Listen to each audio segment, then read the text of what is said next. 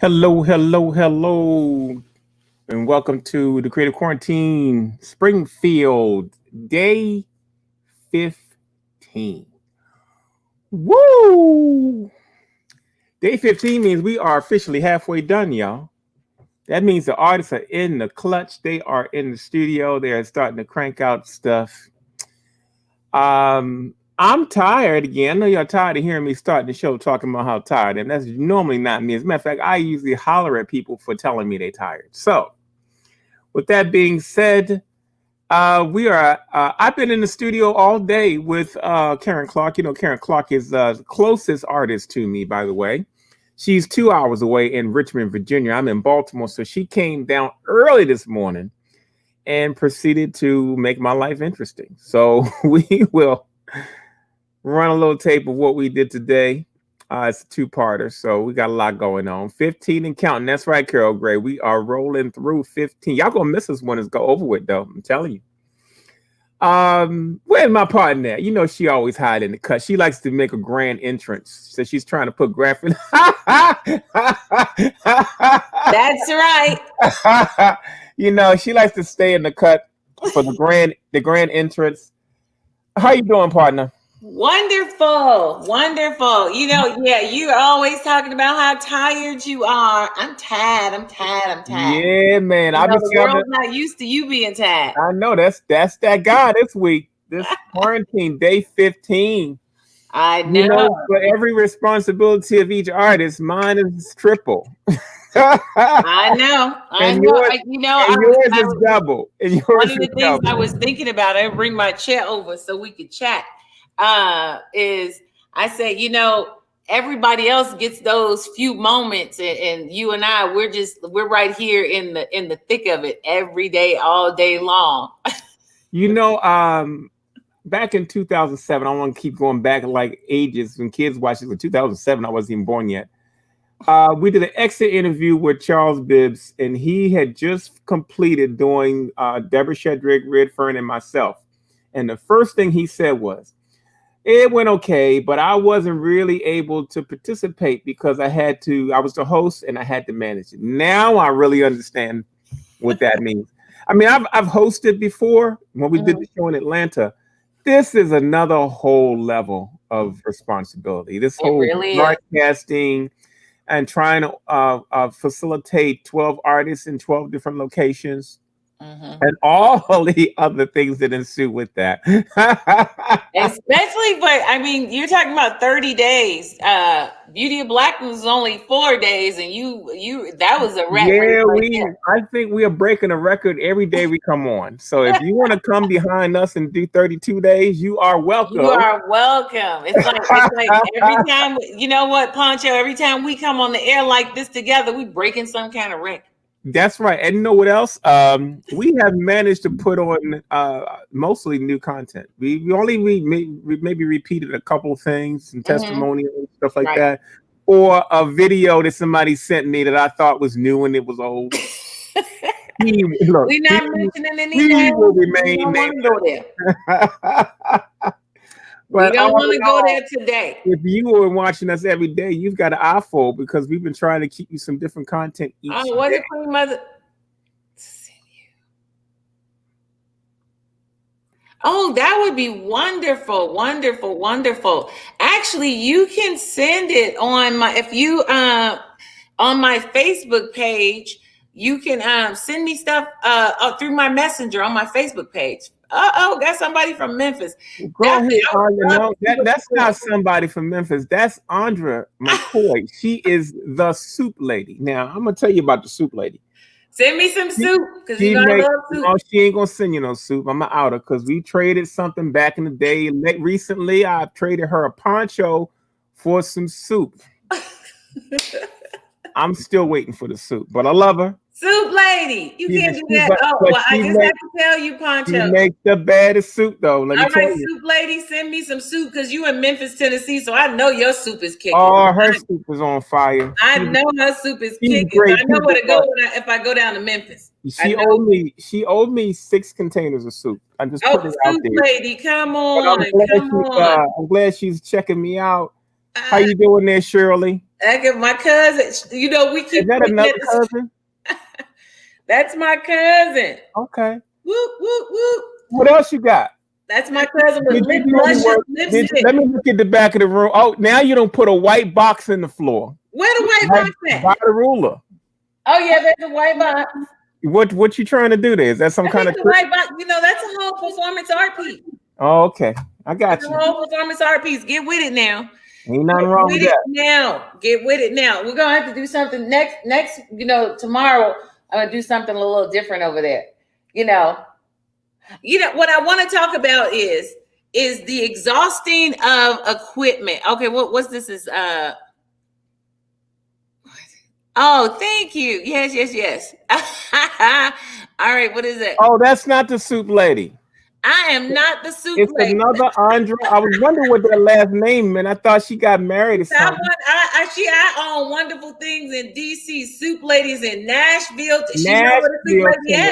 There you go. Well, thank you for straightening that out, Miss McCoy. Now that I done blasted you out all out with the wrong name. You blasted her out as a soup lady. She was like, I am not the soup lady. But that shows you just what I'm talking about. She knows who the soup lady is. And where she's from.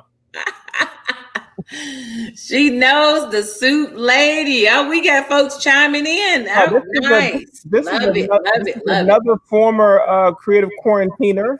Oh, cool. Nice. One of our weekend quarantine. So we're passing our shots out there to the fellowship. Well, I mean, it's good that we ain't got nothing to talk about today because that means nobody got on our nerves today. Nobody got on our nerves. You know, I did want to talk. I did have something to talk about. I've been using all of my devices, including my phone, right? Mm-hmm. Everything. Loading things. As a matter of fact, I was still trying to load something to you. Somebody loves you, Poncho. Love you, Poncho. Well, thank you, Miss Andra. I appreciate you very, very much. Poncho's got all the love up in here, y'all. Well, I love people. Oh, my God, Sekou Ra on the line. That's my brother right there. See, you got because you got all the love. They Well, you all know, loving on Poncho. but you know what, folks are watching us, so I'm real happy that people are watching us. In case you are just joining us and you are the first time, this is the Creative Quarantine where we take 12 artists, selected artists, and we don't lock them up, but we put them in a secluded, kind of an isolated I feel locked creative up. space. I Yeah, feel she's locked locked. Look at that space around her. Y'all know she ain't locked up.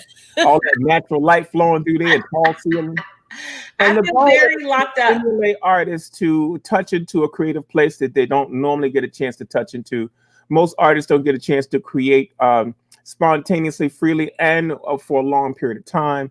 This project started in 2006 with the concept of just getting together and just painting, and it has blossomed into this and many, many other things. So if you haven't checked us out, you can check us out at Art for the Soul Gallery on Facebook and Creative Quarantine on Facebook.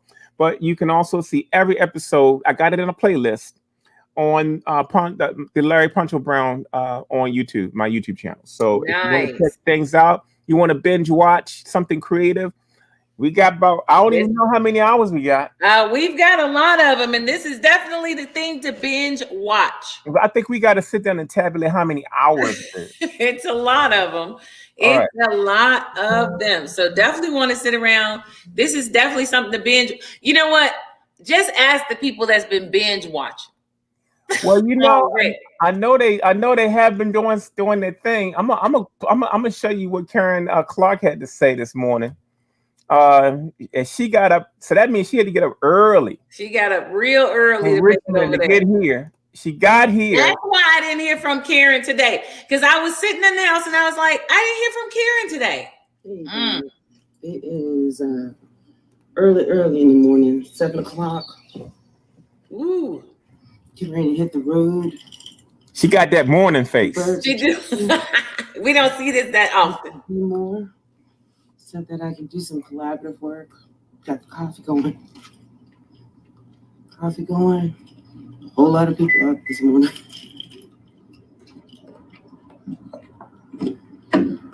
Sun behind me, the darkness in front of me right now. Those pretty Virginia houses. Me and my luggage. Tons of luggage. Got my coffee. Got my keys.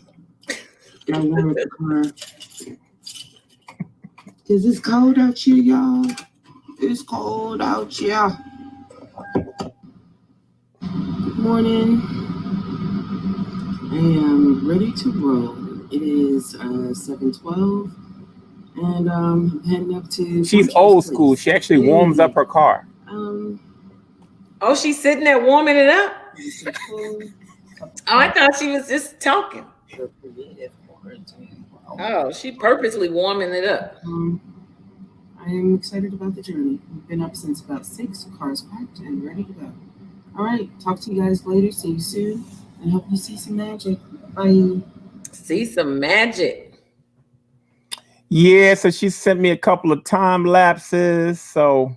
Oh, Karen is on the ball. She's on the ball. What can I say about that girl? You know, there's nothing to be said about Karen, because she is on the ball. Oh, she's got a flattening table and everything for us. Oh no, she got everything.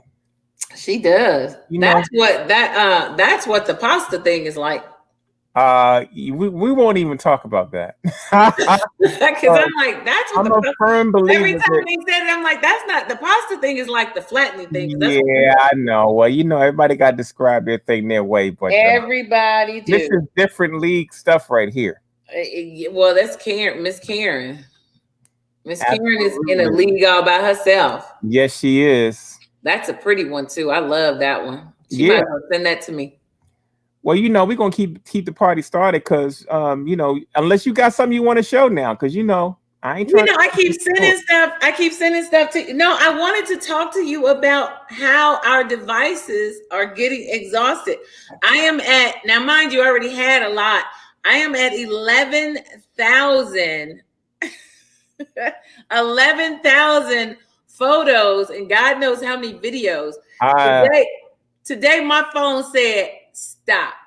I think quite a few people's devices have burned out. You know, Catherine's device has been getting hot and shutting down. Yeah, nobody even telling what kind of device that is. My phone just says stop today. Louise, don't put nothing else on me until you take something off. Look at Miss Gray's comment. She says, my husband said he'll be glad when his quarantine is over so he can get a decent meal. That's one of our binge watches right there, boy. That's funny stuff right there. Well, baby, what'd you say? Yeah, TV dinner. Yeah, go order him up something really nice. All right, y'all, here we go. Hey guys, it is early in the morning, 7 o'clock. Not that one. I was gonna say that we just watched that. Yeah, you and know, we love Karen, but come on. I'm goofy today. We love Karen, but we don't be wanting to see repeats. On day 15. Wow. We are 1 day shy of being halfway. Matter of fact, this is halfway because our last show on the 31st is pretty much going to be salutations and artists coming into the room and saying hello. Nobody's going to be working on the 31st day. So we are officially halfway, which means everybody now is assessing what they're doing and seeing if they're going to have enough time just to implement what they want to do. So momentum's going good. I got an early visit here today at the studio. You know, Karen Clark is probably the closest person to me. She's probably 2 hours away down in Richmond. So she wanted to come down to Baltimore, spend a day here in the studio and us do some collaboration pieces together. A combination of me drawing on her vases so she can carve them. And I want to teach her the alcohol resist technique with acrylic so she can find another way to color her pieces. So I'm sure that's going to be very enlightening. We always, we're pretty good together in the studio anyway. Me and Karen have done 2 pilgrimages to Africa. I've done 2 trips to Africa, one called Artist to Africa, Ghana. And I did one Artist to Africa to Senegal. And Karen was my co-pilot on both of those trips. We basically took a group of about 10 or 11 artists and art lovers to 2 different regions in Africa with our partner, the late Harold Cook. As a matter of fact, we haven't done one since Harold Cook passed. So hopefully we'll be able to revive that after this COVID circumstances has, resolved itself a little bit. But so that's what I got today. Me and both and Karen are both tired today. So I'm sure we will light a flame underneath each other. Halfway point is where you start to really feel the fatigue if you are working. And so that's what we up to today. Me and Karen in the studio. Okay, we got Karen Clark in the studio today. What's up? And we are about to embark on painting, hand painting, a couple of her masks. So what we're doing now is just doing the grunt work, and that's painting it flat. This is kind of what we're shooting for, is to do like a kind of a alcohol resist technique on the mask. This is one of the ones. It's not actually clay. This is casting stone, and it's a little harder than plywood. Plastic. And so say hi, Karen. Hey, y'all. I know she all in it already. She ain't even ready. speaking. Yeah, I know. Hey guys, how are you guys doing? I hope everybody's doing well. When it's time for work, I get excited, so sometimes I lose myself. So now that you're here in the studio for real. Mm-hmm. What you been dealing with this quarantine? Oh, just trying to keep up with my outside business and trying to keep the sleep in, getting rest, making sure I'm focusing on my rest. So that's a serious thing right there. So I'm learning over here too. So if you put gesso on something, does it, wherever you put it on, that's where it stays, or can you rub it off? I got a little carried away. Well, gesso, if you get it when it's wet, you can wipe it off, especially on your ceramic surface. Okay, cool. All right.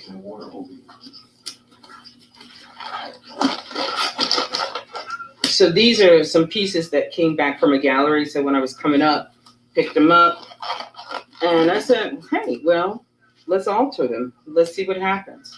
So I'm looking forward to seeing what the alcohol does. I've never worked with it before, so I can't wait. What's so interesting about this process is that Thanks. just like when you use this gesso is very dense, Mm-hmm. so you can only really move it around when it's wet, Mm-hmm. and it starts to set and bite in quick. Oh, I can tell. So I like to I basically just flood mine on first, Mm-hmm. and then come back and keep working it as it's drying in.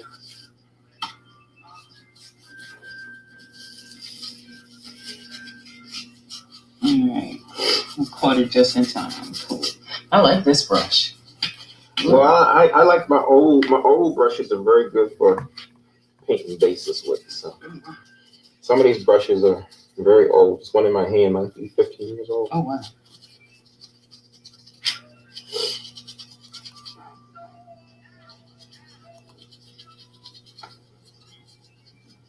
Mm-hmm.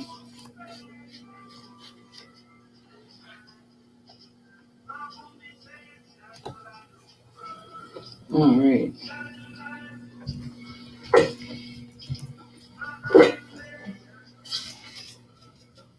Dark hair, she looks like a Native American. Well, your stuff is starting to look like all kinds of races, and I kind of like that. Yeah. You said Yep. we can't reflect diversity in our pieces, you know, Absolutely. especially with your ceramics. I, on the other hand, Mm-hmm. am so brainwashed into producing images that reflect who we are Yeah. that I'm stuck. Mm-hmm. That's where I want to be. Mm-hmm.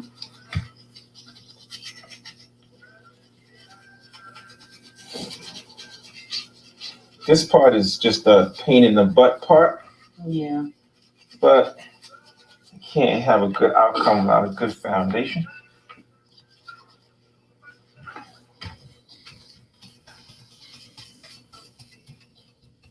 Now, I love watching you open your kiln the other day, Oh, thank and you. the surprises you have when they come out. Yes. There is some element of that with this because alcohol resist is another scientific kind of a breakdown. Mm-hmm. Got to have the right consistency of the paint. Once you get it, it's going to do something different on each surface. Mm-hmm. So if you don't like it, What can you do? Take it and regesso it. Oh. Start all over again. Really? Okay.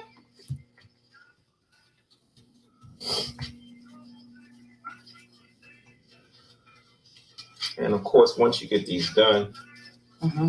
unlike the glazes, Mm-hmm. I'll probably just put a finish on it. Oh, okay. So you blacken the eyes. I was looking at the eyes to see what you did with them. That's going to be cool to see the eyes be dark.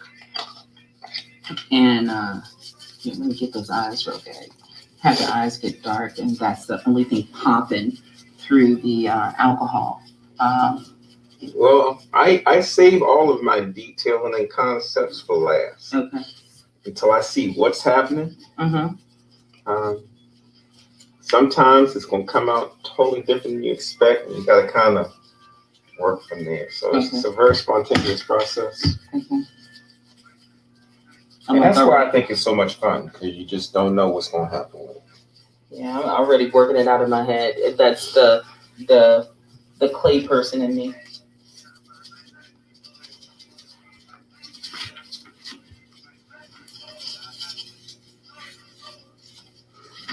So can the clearly it can be textured, but with gesso, can it be textured? You see how I'm kind of scrubbing it in to give it like some type of bubble thing? You could put texturizer. You could put acrylic medium on top of this and make other textures. You could lay paper on them. I painted paper on top of mine, so they give them texture. Okay. Anything you think of that can provide texture, you can put on the surface and you can paint it. Okay. Cool. Drop sand in it. Ooh. Sand is a little challenge. Okay. You know, I find that the alcohol resist works better on when it's not a lot of sand. Okay. Did you paint the backside on the inside of it, or just the outside? I just did the outside. Right? Okay, cool. I didn't paint the inside. Overkill. So, and this is. Hey, boy. Hey, look at you. Look at you. Hello. I know. I'm just talking to my. No, that's okay.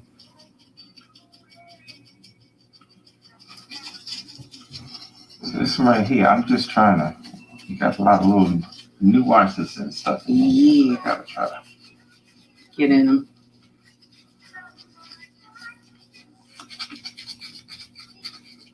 So, what's been some of the funniest things that's happened to you been doing the quarantine?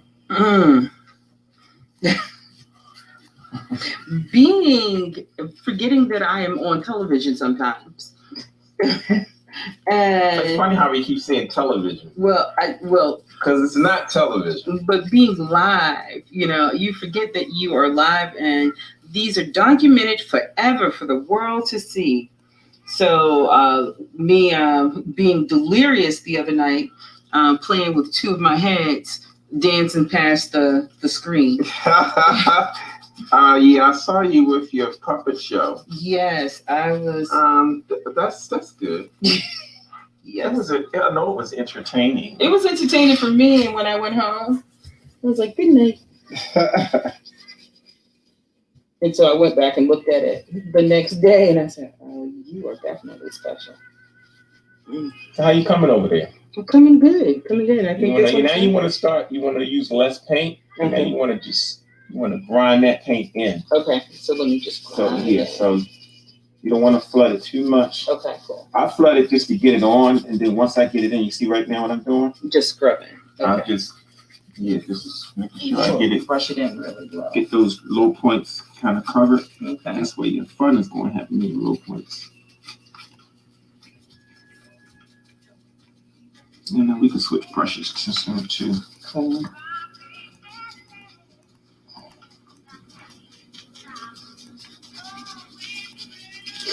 So this is our first artist in the artist situation here, because everybody else is too far away. Karen's about 2 hours away from us. Yeah. So she was able to hit the road and come down and have a little fun today at the studio. We both probably need the departure. Yes, I did. And the roads were great. It was free and clear. Few state police cars, but I'm one of those people who like to drive the speed limit. So I just rode on past them. And we're both on low energy today. Low energy for sure. Yeah, I was very, very tired yesterday, and I rode very slow today. So I got up at 6. That struggle was real. I made my coffee, but I'm waiting for Poncho to make his now. Well, I'm going to make you a smoothie. Yes. I noticed you didn't bring my second mug with you, but I guess you hadn't had a chance to work on it. Right, I hadn't had a chance. I need to get the diamond grinder to grind. Oh, that's what I meant to ask you too. You can use that brush for a little bit. Mm-hmm. I wanted to ask you to bring one of your diamond cut thingies. Well, the carving tool? Yeah. Yeah, I bought one of those for you to drill that piece. Oh, not to drill. No, I didn't bring a drill. I bought the one for you to pull out clay if you wanted to try it out. Okay. Yeah. Get some smaller brush. Ooh, I love this brush. I love these big brushes. Yeah, the big old ones are best for this. Yeah, these are nice.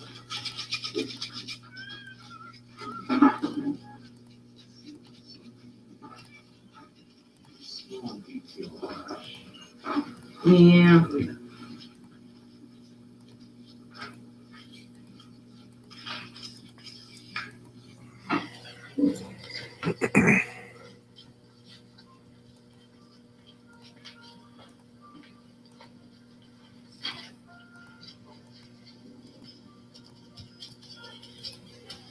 Got 2 more brushes here for. you got these small little divots in here, so I got to make sure I get this gesso out of that as much as I can. I'm glad I gave you the hardest one. Yay.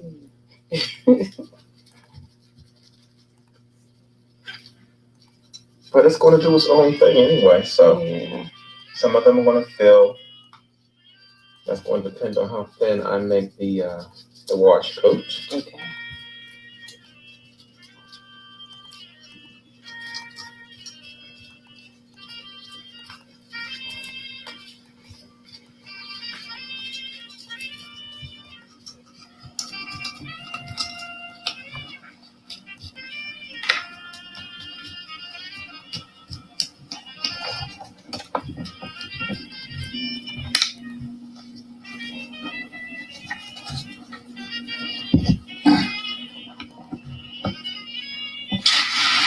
You know, I remember my first interview with you, where I actually had to talk to the camera, and that was my first trip to Senegal.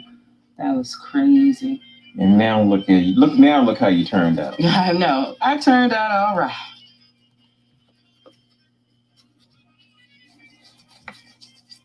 So yeah, unfortunately, when we're painting black on black or dark colors, it doesn't translate too well on camera. But hopefully, in a few, once it starts to dry, you can see some of the detail areas that we are working out. Would you ever cut on a fan, or would you just let it dry naturally? Naturally. Just naturally. Okay. This is my mind is working on what's gonna happen next with this when I take this same technique back home. So yes, Karen did give me the most difficult one. Yes, I did. Yay. But I'm going to let her have the fun Of going back in those little. the unpredictable aspect of doing this technique.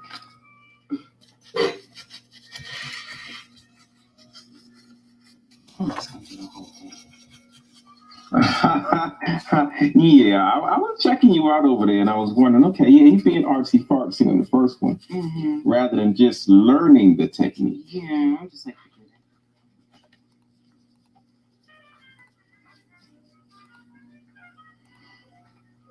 You know, we got stuff everywhere in the studio, so y'all getting a real live view. I mean, a live one. It's a lot of beautiful things in here. I need something to get in her nose. Make sure that you don't see anything weird coming out. And the only other thing we got to worry about here is gravity. Okay. Because when you're doing this flat, it's going to run back. Okay. So we need to put them on an angle and tilt them. Well, I mean, that's part of the game, is you got to figure out how to control that fluid once it's going down. Okay. I tend to find the least course of resistance. You notice on my mask, they're running down. Yep. So I pop them up. Oh, yours is probably this is more challenging than mine is. With all those braids. So we're using the big table here at the studio today. As you can see, we have a time lapse in the ceiling running, and we have a light up, a couple of different cameras. This is how we flowing today.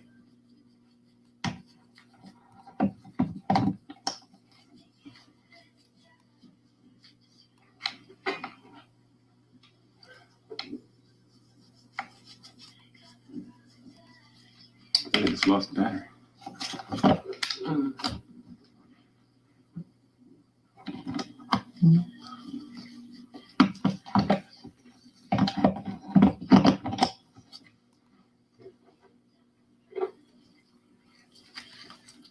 You have a small brush here if you need to get into some. Yeah, I don't need it just yet.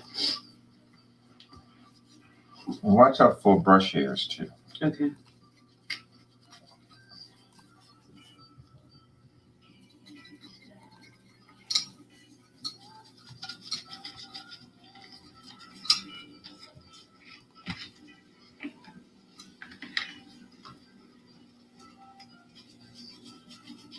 So, who else are you collaborating with? I'm collaborating with LaShawn, Bill, Kathleen, Sheila, and Louise.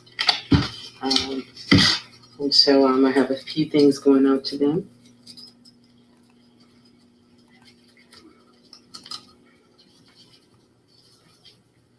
And I'm excited about it. I'm inspired by all of them. They're so talented.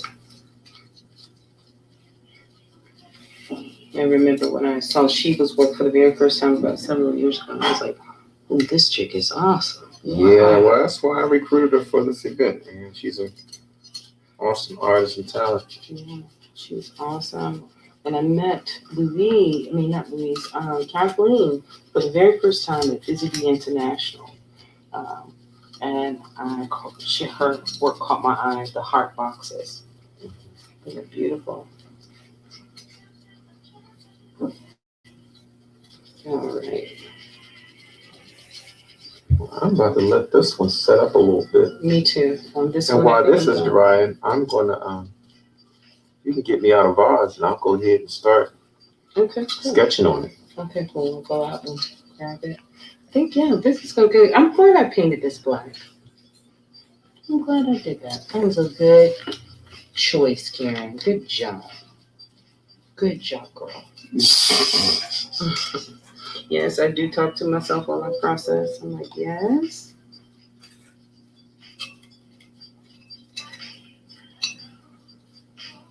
Mm-hmm.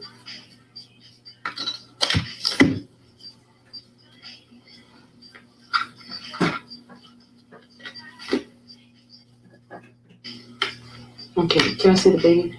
Sure. Yeah, gosh.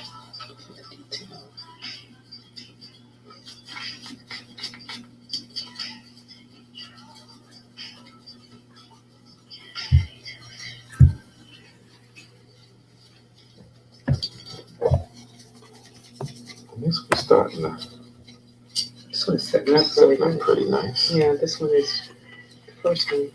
All right. Yeah, I don't like to rush to just. I mean, I've tried heating it, Mm-hmm. and when you heat it, it sometimes it dries on the top and not on the bottom. Right. And then when you get ready to do what you got to do, the stuff on the bottom can get mixed in. So, Okay, got you. I mean, you're already going to have problems with the low points, but sometimes that stuff creates other areas of interest. Yeah, and patience is a good thing. Do these go into water or Only if you are planning to, if you're done with them. No, I'm not done with it. I'm Because gonna go get I would rather the brush be dry, Mm-hmm. so you can dry brush it, than to put water in it, and then you're putting water into it. Okay, cool. So as long as it's not drying, Mm-hmm. Okay, cool. it should be okay. All right, I'll be right back. I'm gonna go get the others.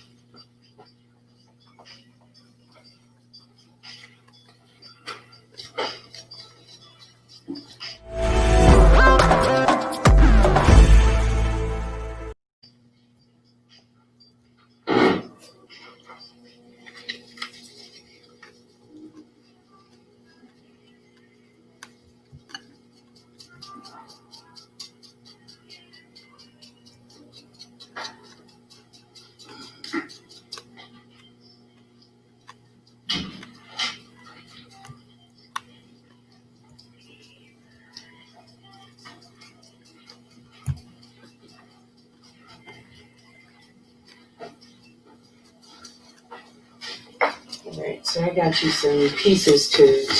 Yeah, I wanna. Greenware.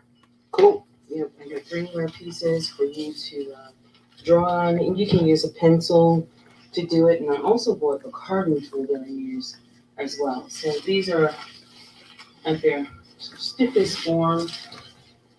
Oh, okay, cool. Try to make sure that I have a clean enough bag so I don't leave dust in your space.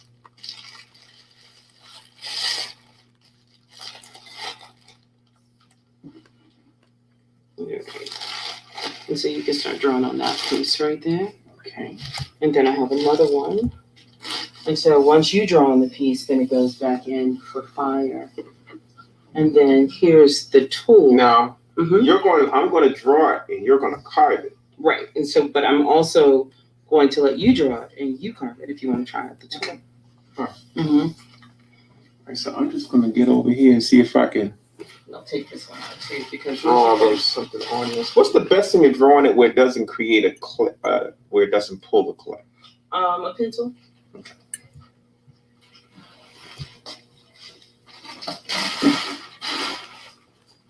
Because they're in there. And how ornate do you want me to make this? As ornate as you want. You gotta trim it out. Yep, as ornate as you want. I can carve it out. All right now. Mm-hmm. It's going to be exciting because dealing with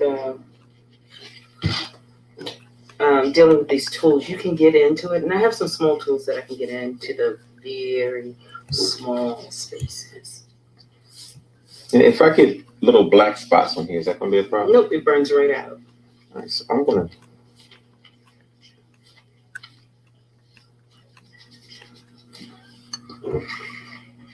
Do you want me to stay within that rim?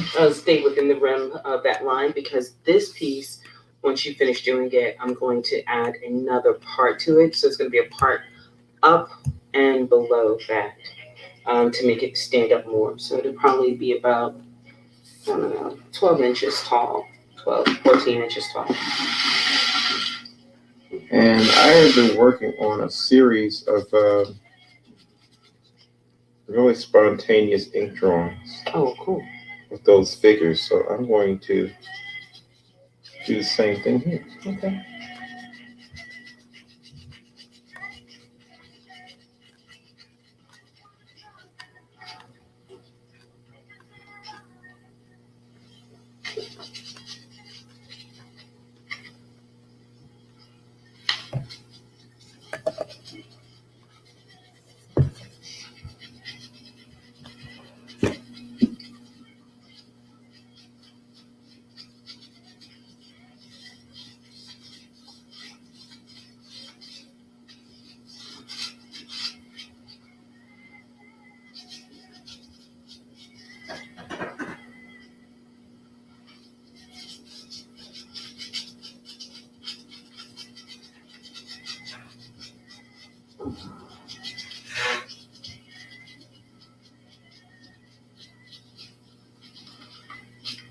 So you were talking, I think I heard you say that you're not necessarily vegan. I know you're eating healthy, but are you more in the playground of being vegan? I have had battles with trying to stay vegan. Okay. I think at some point, each person has to decide what works best for them. Mm-hmm. I got sick a couple weeks ago, Mm-hmm. and my weight plummeted down to Mm-hmm. 170 pounds, Okay. which for me was very on the small side. Mm-hmm. So I probably will be reincorporating fish, Okay. but not any other meats. Got you. Probably close to the pescatarian role. Okay. I just finished being invited to do a 7-day vegan challenge. And so this will be my first challenge of being able to, I'm trying to just eat fruits and vegetables. Well, it's a good thing to do, especially the older we get. Mm-hmm. So Yeah. I'm not one of those preachy people when it comes to whatever you decide to do. Thank you. And I hate people that's that way. Yeah. Same here. As long as you're doing better than you was. That's all that matters. It's going to be exciting, I think. Some of the things, I'm glad I like vegetables. But the few things that I have done, Mm-hmm. it's possible. Yeah. I'm going to, one of the first things on the recipes that I would definitely want to try is these roasted vegetables with all the root vegetables, because I like to eat what's in season in the state of Virginia. So I'm always thinking about what is growing and what can we get. So I love a strawberry. Well, see, it's going to be easier for you. Mm-hmm. If you can't cook, Mm-hmm. if you get impatient with preparing your food, Mm-hmm. then veganism is going to kick your butt. This is going to be more than just making salads. Right. Okay. Right. You got to be able to use your imagination. Mm-hmm. But being able to cook is definitely a plus. Yeah. I can't wait to make the cashew cream. That sounds very interesting and exciting. I've had cashew cream once. Thought it was delicious. And so I'm looking forward to it. Yeah, but there are just some things that in that field that I'm just not going to eat, like processed. I don't want to. What is it called? What are those burgers? What do they call those hamburgers again? What, the Beyond Burger? Beyond, yeah. I don't want that.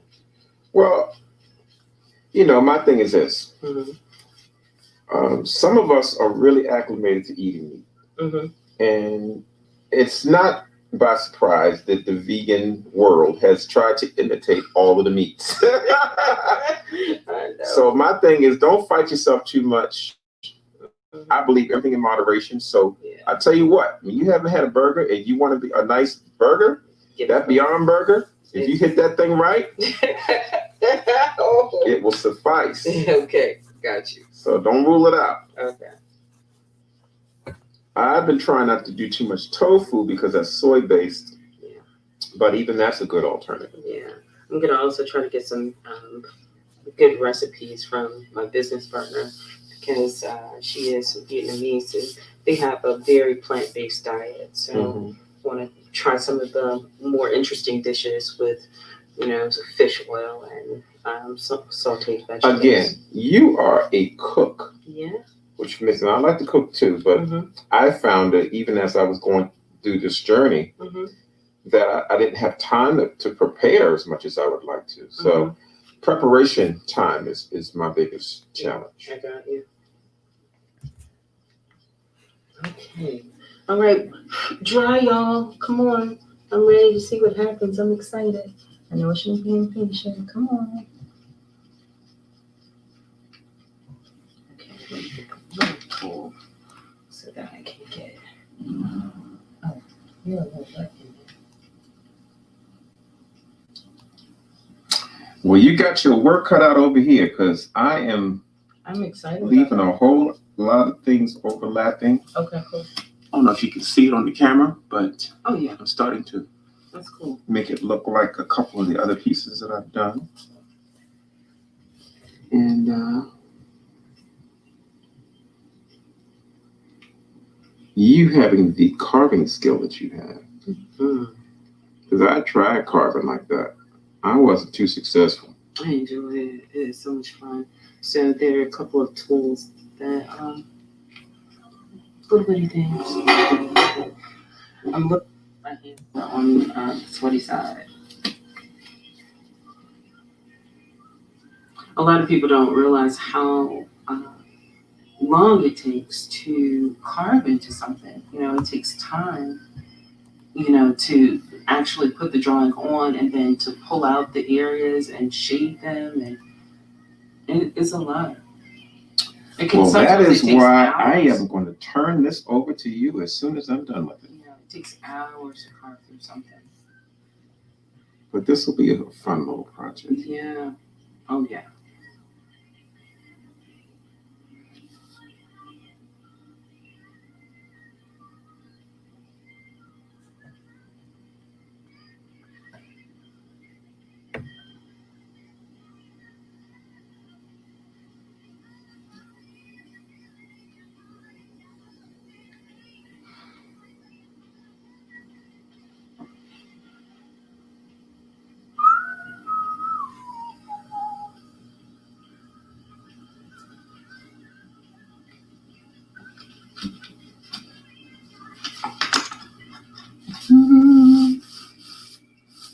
I should have changed my glove. I got black stuff all over this. Oh yeah, that burns up.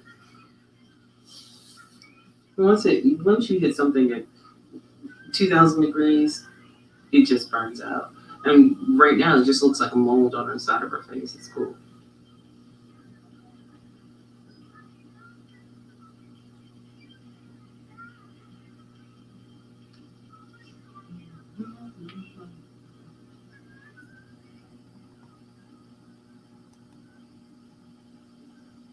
Since we've been in this quarantine, have you gotten that itch where you're like, I got to travel?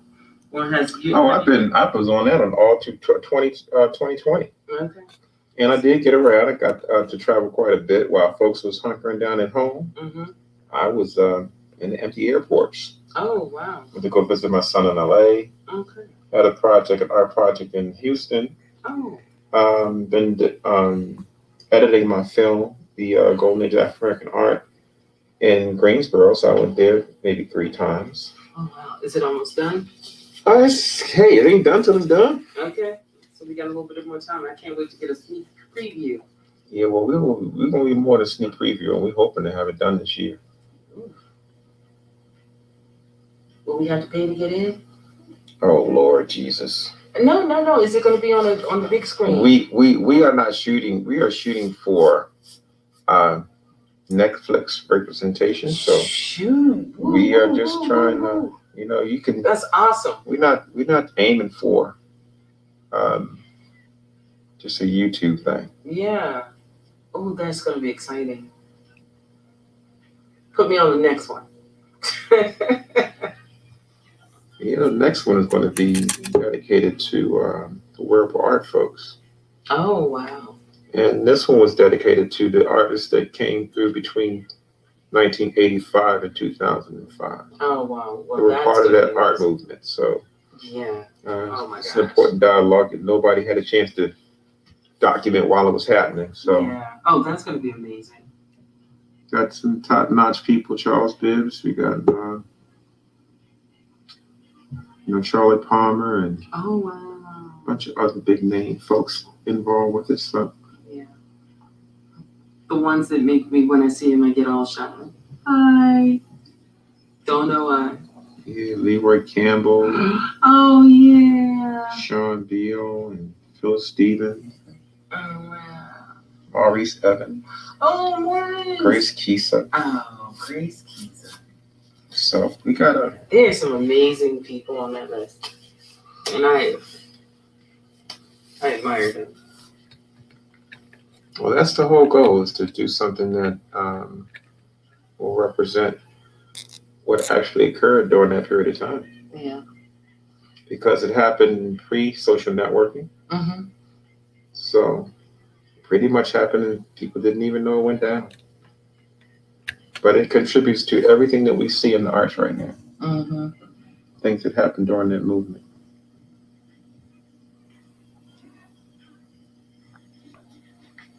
So how's your paint setting up over there? Paint is good. It looks like it is, the one with the braids is going to take her a minute. Bullhead, got the eyes. They're still trying to dry. But this one right here is just in his nose. That is trying to dry. A little bit of the eyebrow, but he is good. I think this is probably going to be the first one, because he looks the driest out of all of them. Well, it's about to get wet and messy. Okay. Well, I'm used to that. I work in clay. I know you do. That's why you're in the right spot. Yep, wet and messy. I got the right proper clothes on.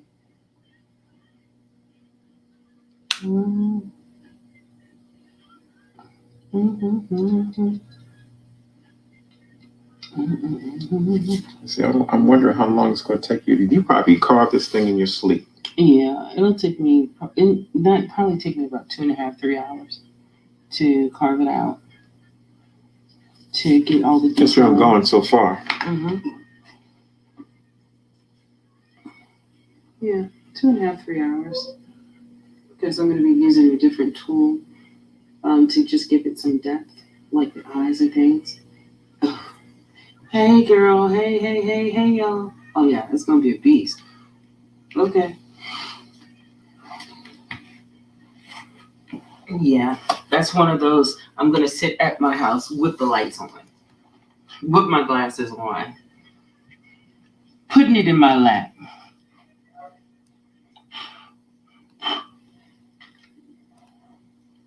I figured this would make a nice collaboration because we haven't actually done anything like this before. I know. Oh, your favorite dog is barking. Yes, he is. He is my favorite dog. What's the dog's name? Do you know it? I don't know the dog's name. I call dogs dog. Oh, okay. Well, I figured that it was barking because of your voice. It's funny because that's my personal trainer's dog. Her suite is right next door to mine. Oh, wow. And he does not like black people. Okay. I will say that publicly. Oh my gosh. Whoa. I come up in there with a mask on. He's on it. He's like, I don't know what's happening right now and why we got to go through this.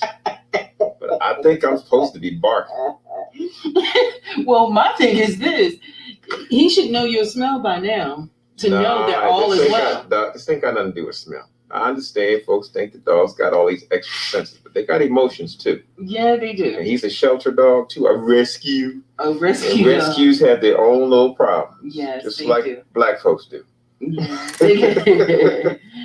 Yeah, they do have some emotional problems with shelter dogs. So right now he's having a little problem with me, and I'm having a little problem with him. But it's okay. Well, hopefully that battle will be over soon. Well, you know, somebody's got to get it. And it's going to be him. It ain't going to be me. So it will be him eventually. So, yeah, you look at him and tell him, put it in your mind. You know, I'm not advocating violence. But, you know, so got to be patient with the rescues. Yeah, you do. And, you know, I can go to jail faster for hurting that dog than I can for punching a black man in the face. You know that's right. Put that in your mind.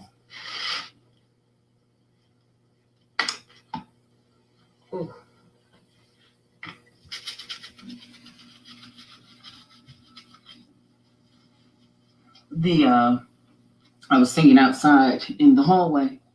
Great acoustics. Make my voice sound really pretty. Yeah. Yeah, I was like, ooh. It does bounce around a little bit. Oh, yeah, I said, ooh, that sounds pretty. You know, if you sound bad, you sound bad.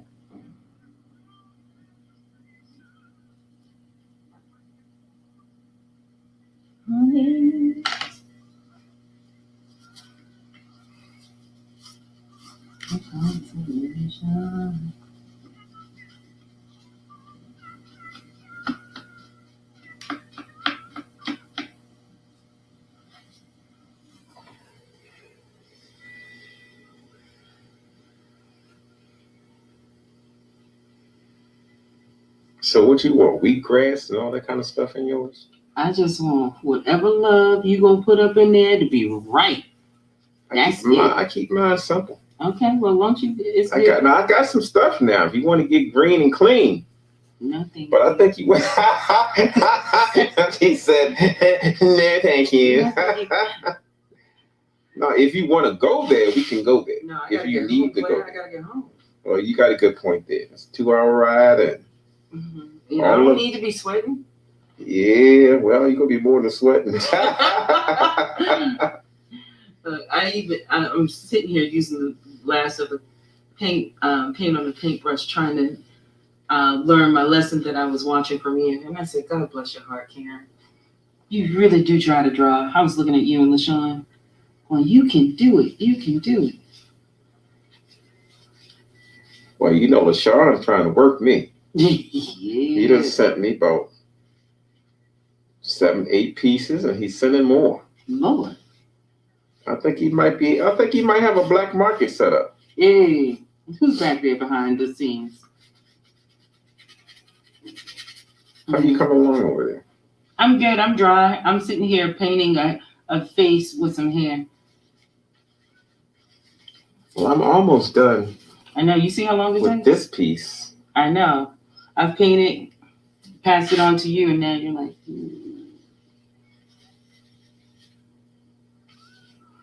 ta-da! And there you go.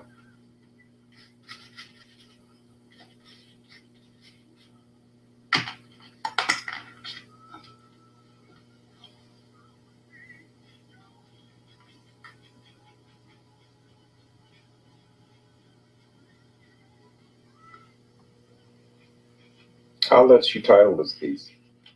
Ooh, okay, cool. That would be exciting.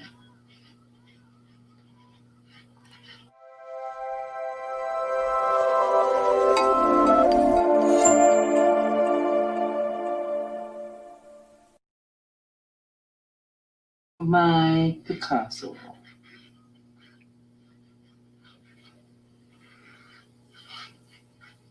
Ta-da!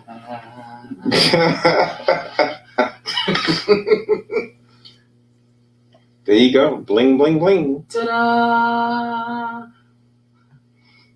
There you guys go. You can't handle the truth.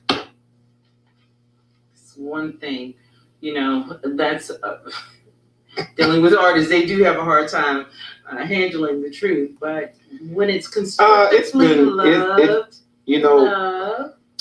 I try as my best to be patient with artists I don't know. because I'm one of y'all. Yeah. But sometimes Mickey called you. we got to stop Yeah. bullshitting. Yeah. Yes.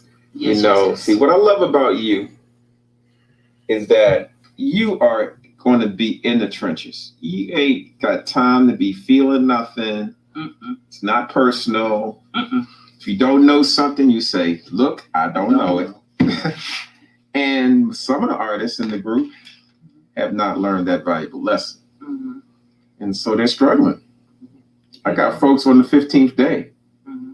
that are still struggling with broadcasting and sending their videos in. If you don't know, just call some. We got a whole list of people that you can call. Because I called Louise and I was like, show me how to do the share file again. And she walked me right through it, and it's been cool ever since.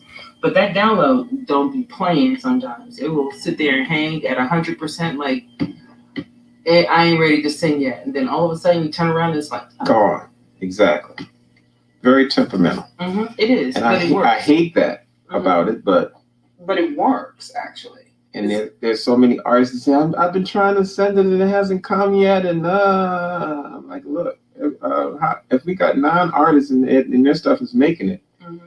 then why ain't yours making it? Yeah, no, it works. It works. I mean, you got to be patient with technology. Yeah, it's either I sit close to it, to Wi-Fi if it doesn't work, or it's taking a long time, or I just wait. But it does transmit. And did you see the video that I did where I crushed the clay? I got such a big kick. We played that one yesterday. Oh. I had a big kick out of that, and I had a funny feeling when you started that was what was going to happen.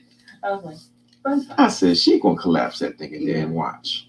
Folks gonna be all into her, and then boom. Mm-hmm. Because the moral of the story is practice makes perfect. That's right. And I love that. If you didn't get it while you was watching it, then I hope you got it now. I was like, You can't get as good as she gets and don't practice. Absolutely. Everybody want every piece to be a masterpiece. That's just not how it happens. It does not work that way. And, one of my mentors said it takes 10,000 hours for one thing to perfect it. And I'm still working on it all the time. Well, I just like people that are in the mindset to improve whatever it is they're doing. And everybody else struggles, or they stay in a position where their work stays exactly the same for a 10-year period. If your work hasn't grown in 10 years, then neither have you. That is true. You just stuck. I think I put enough stuff in here. Yes, you got enough stuff in there to keep me busy for about 3 hours. Real talk. Yeah, see, Real talk. y'all don't know Karen Clark. Where she's saying it's going to be 3 hours. Yeah. When she go in beast mode. Yeah, I'm going to time lapse that for sure. For sure. All right, take a look at that. Give me your honest assessment of it. Hold down some. Well, I need to just take this off. All right, so what you think? It looks good. There's a lot of detail in there, and it's going to be amazing once I finish carving. So I'm going to do some high-lows in that, and when I say high-lows, I'm going to be carving out some of the silhouettes that you've put inside. So, like, for instance, right here in this section where her ear is, I'm going to carve that out so that it can have some more dimension. I love that. And then this will be the vase part that's projecting out, and then it's going to also have a pedestal base to make it stand out. So it's probably going to stand like right here, from the table to right here. Very cool. Once it goes in for fire, I want to make sure that it is everything that it's supposed to be. So I'm looking at how this will be glazed. So all I did basically, turn that some more so I can get that on camera. Mm-hmm. All I did is did the same drawing I did my ink drawings of earlier in the week, and drew that on clay so she can carve it. And that's going to be a nice little collaboration between me and you, Karen Clark. Yes, this is a bad piece. All right, we're going to start getting into some. Well, as you can see, we had a little bit of fun in the studio. So here we are just trying to get ready for what's next. In the process of Karen coming by here to the studio, we worked on, I think, 5 masks or 5 or 6 masks. And I drew on 2 of her vases, and she left me a cello, old cello, and a platter to paint. These artists ain't playing; they just piling the work on. But we're gonna try to do what we can do. This thing we just did with Karen is going to probably have to be broken down into more than one part because we were here for quite a few hours working. So and I hope you enjoyed the video, and you will see the other portions of it.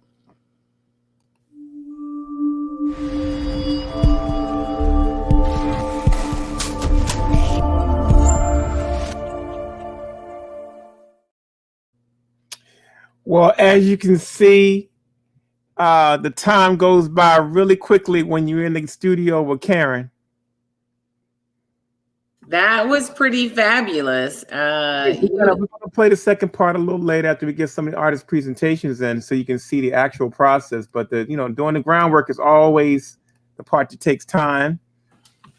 So, what you got special coming up today? Well, I think you sent me a special video. I did send you a video, but before you do that, I want to just do this right quick. You know what that was about, don't you? Hold on. That's right, babe. It does have some ka-ching on it for sure. Yeah, I'm just going to show you guys a little bit of what we did. This is one of the final painted pieces that we created together today. We're going to show you some video a little later on of how we achieved that effect. Mm-hmm. But that is a alcohol resist with acrylic on ceramic. It turned out very, very nice. That is nice. Yeah, so it's all in fun. So what you got? Oh, I was gonna do some painting. I thought you were going to give me some guidelines on how to use the video you sent me. Which one? I got one which you would look like you about to show your musical side. Well, I had to do a collaboration with another art group that I'm with out here, and they she was like, yeah, I want you 2 guys to do a collaboration. And I am not a guitar player. I play the guitar, but I do vocals. And so we actually the pianist came over and I recorded her at my studio, and I told her, I said, I'll be honest, I've been doing creative quarantine, so I have not had a lot of time to listen to what you were, your music. I listened to it this morning. So today I went in and listened to it some more and was kind of adding to it. And that's what I sent, what I was doing with that collaboration. So that's my musical artistic collaboration as well. So. Well, there we go. We're about to hear some of the musical side of Miss Louise Cutler a little later on in the show. We got Kathleen in the house. I see. Okay. Hey. See? And I have my art set up. Yeah, but Kathleen's here. I don't know what happened. Yes. So there I'm finishing. Can you hear me? We can hear you very well. Yeah, here I am. The volume. Yeah, when I first logged in, the volume that I could hear you guys really clearly, but now you're kind of muffled. Oh, well, we can hear you Anyway. really clearly. All right, that's good. So I'm continuing to work on this heart box. I want to show people the process. When the next Okay. heart box, I start working on the next heart box, I won't have to do all these steps. I mean, I'll have to do all the steps, but I won't do them on the show. Okay.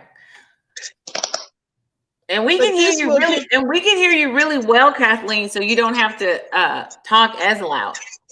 Oh, okay. Because I can't hear your voice is sort of like in a shadow box. So it's hard okay. For me Well, then I'll talk louder, but you don't have to. No, our sound is fine. Okay, so today is my stepfather's birthday. Okay. And the family is zooming in as we speak. Oh. And I told them that I was doing this program. I probably wouldn't be able to get on.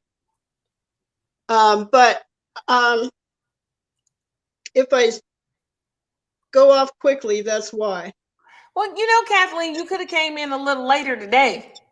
Well, I logged into their Zoom and they weren't on yet. Oh, okay. Okay. Because we can always do this in 2 parts. Say that again? I said you can always do it in 2 parts. Come on and go off.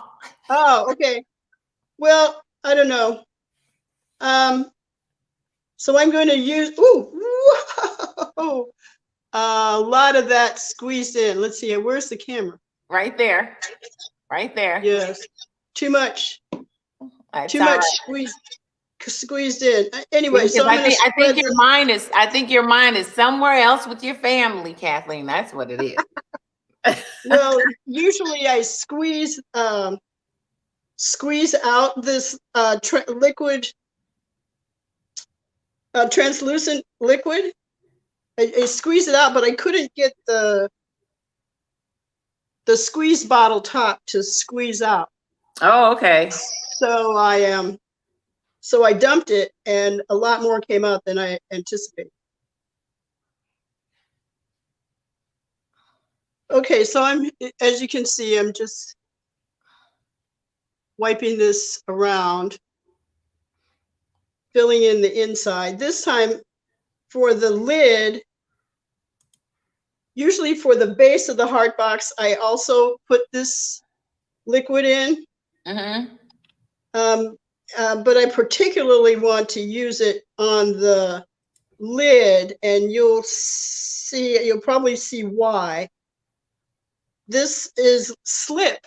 It's equivalent to the ceramic clay slip. I believe it is similar. So what this liquid does is it adheres raw clay to baked clay. It adheres raw clay to raw clay. And the liquid translucent is slippy. So if I need to make sure that the pattern or the design fits in, it will help to have it slip around, so it makes it movable. So there's a lot of this in here. Okay. It'll be really slippy.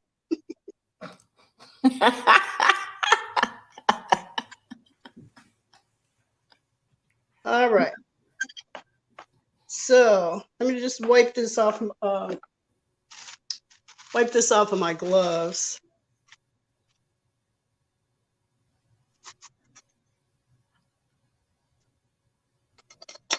X-Acto knife. Now, let's see. Can you see? How is it better? Right in there. Yeah, there you go.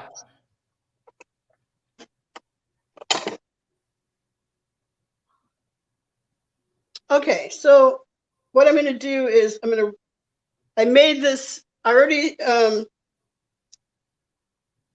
grafted the 2 pieces together I already stamped it because I did that yesterday, or whatever day that was. Now with the lid, I position in the center and then rock it back and forth so that I can get the clay, make sure that the sheet will be the width that needs to be to fit inside. And then I shape the edge, kind of round it out.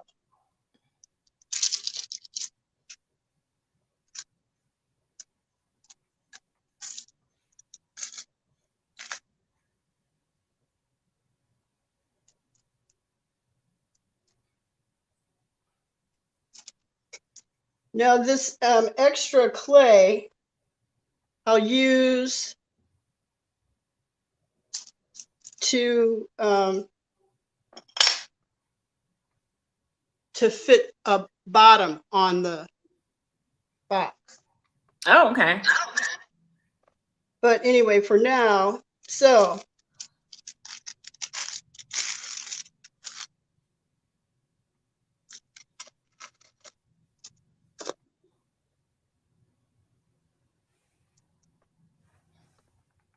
okay, now I'm gonna fold this and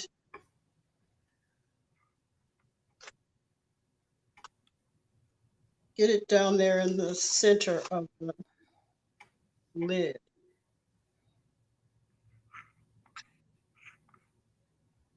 And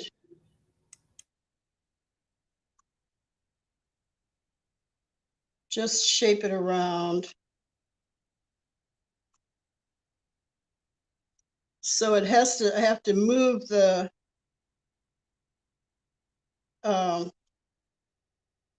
clay sheet so that it dips into the depth of the box, the lid. And there will be more clay left after it is all fitted in here.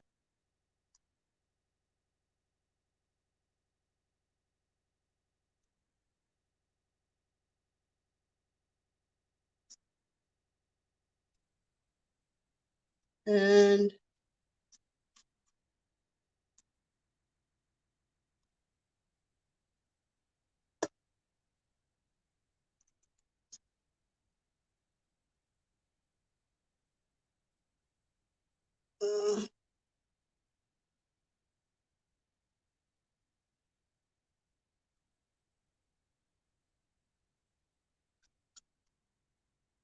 so I just have to make sure that it gets all the way to the bottom or the head of the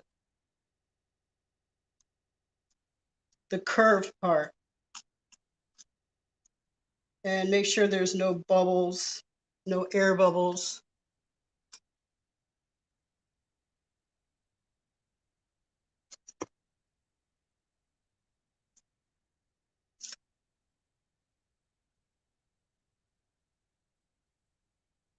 Okay, then I'm going to take my X-Acto knife and cut this wedge. And you see this, there's a wedge in there. Cut that out.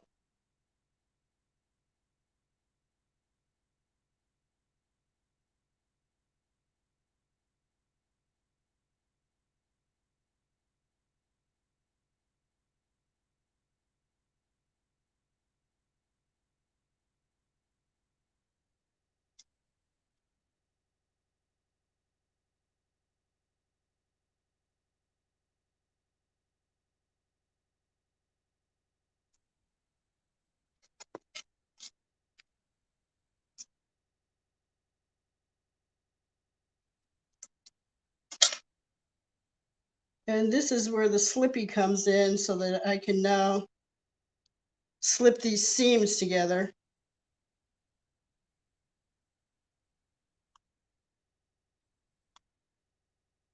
Having been a sewer, and this helps. That helps. That skill helps this.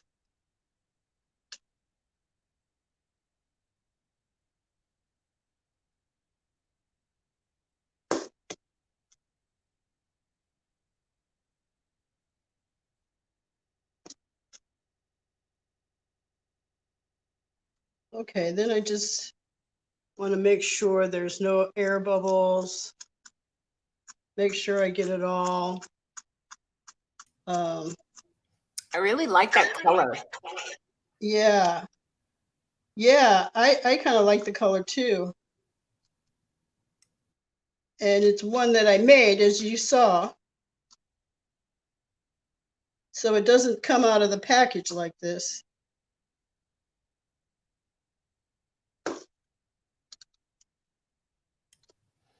So it's probably hard to remake those colors, huh? Well, if I kept a recipe, Mm-hmm. I could remake the color. In fact, I needed more. I needed more of this color to create to have enough clay to fit inside this box. Mm-hmm.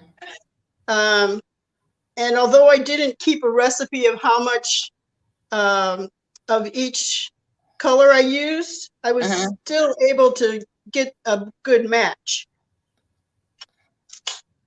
But that's not always the case. I didn't think so. You better start keeping a recipe. Yeah, so it's, I don't usually keep a recipe. And I know that some polymer clayers make recipes. Mm. They make color recipes. And I have a color recipe sheet somewhere, but I haven't been able to locate it since I moved my studio here. Okay, so then I just rub this to make sure that it's all adhering to the inside. There's no air bubbles. The seams are pretty well blended.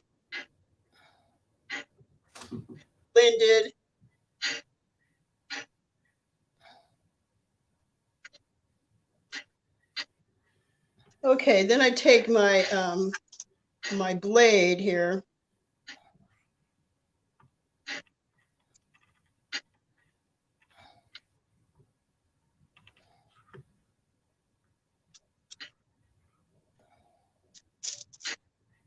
I take the blade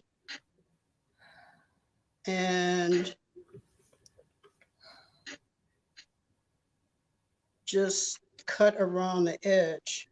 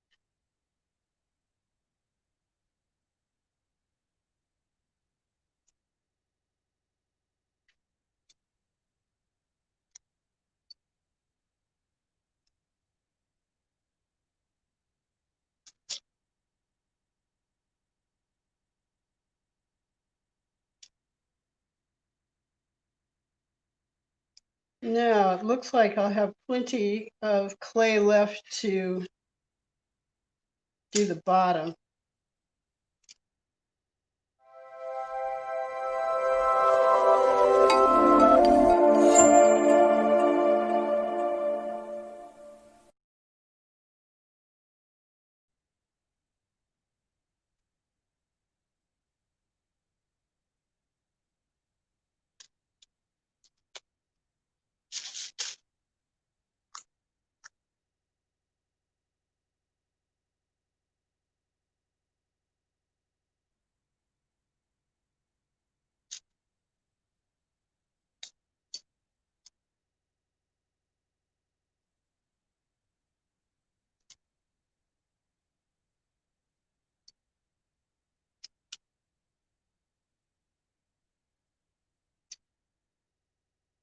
This has been a busy day for me.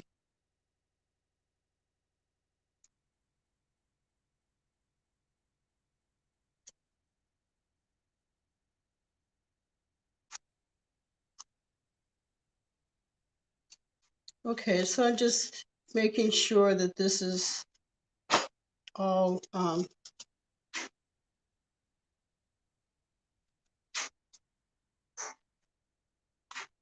pretty much smooth, and just double check to make sure there's no air bubbles. It's all adhere to the inside of the lid.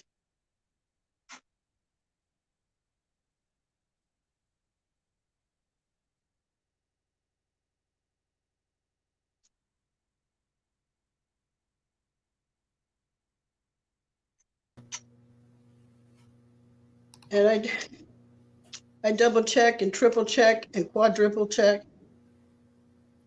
Because as I mentioned during one of the programs, or one of the episodes, the way this goes in is the way it comes out. So if there's something missing, or if it's not quite right, it can be fixed, but it's nicer to have it go in the way you want it to come out. It seems like it's tedious, though. It seems like it's what? It's tedious. Yeah, there's that part.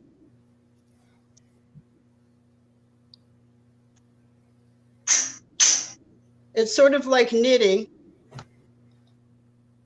Are you a knitter?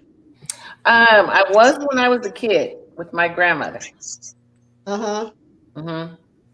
So if you remember what it's like to be a knitter, to knit. Oh, I do. I remember. It's kind of tedious. Especially when you're a kid. It's very tedious. It's very tedious as a kid. Yes. Lots of people now, my age now, they find it soothing, but as a young kid, it's tedious. Yeah. Mm-hmm. Well, I'm a knitter.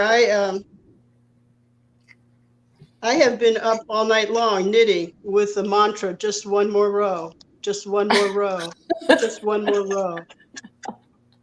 Before I know it, it's the next day. Wow. So how have you been resting through the quarantine? Oh, just fine. Mm-hmm. So you leave here and go knit? No, I haven't been knitting in years. Oh, okay. Since I found polymer clay, Mm-hmm. the yarn and the fabric have taken a back seat.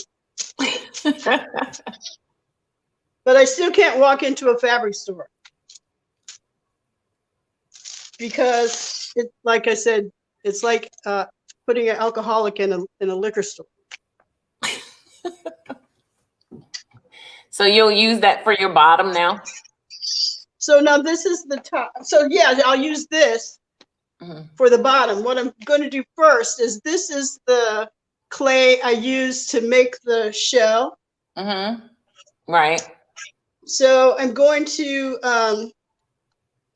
roll this out to the depth of this section. Mm-hmm. And then I'm going to roll this clay out and stamp it with the stamp I've been using. Okay.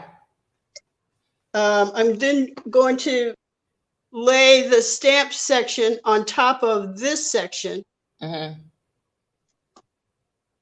And then I'll fit this bottom onto that.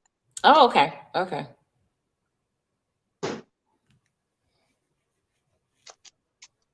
So as I guess the pasta machine is out of view here, right? Yeah.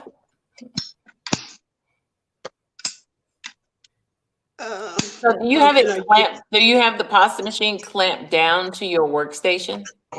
Yeah, it has to, so it won't move. Mm-hmm.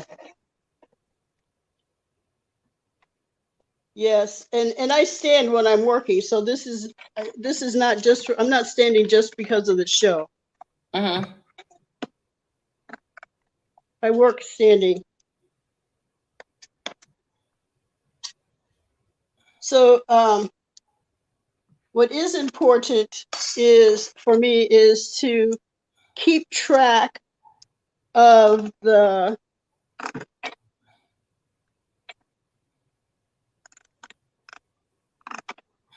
number that I use to roll out a sheet.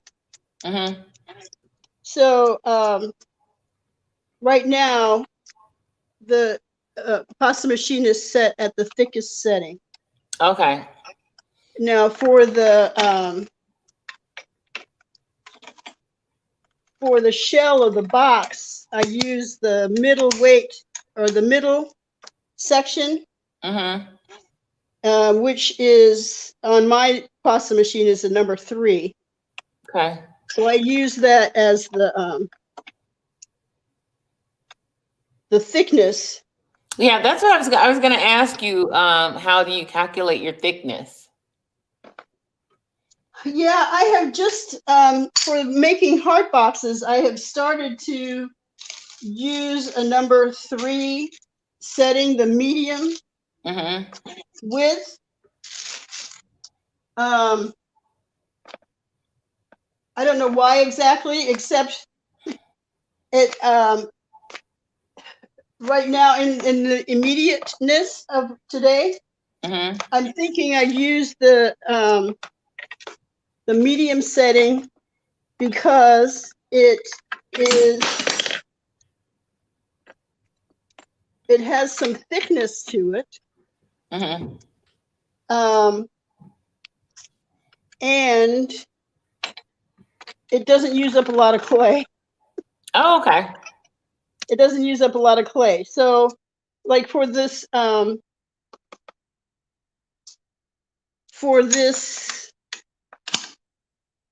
lining, I calculated that it took 3 or 4 packages just for the lining. Right. I remember you said that. And so it would be about that for the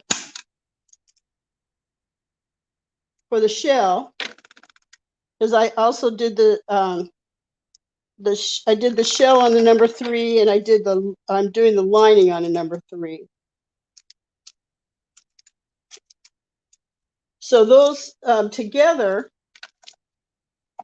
will make a fairly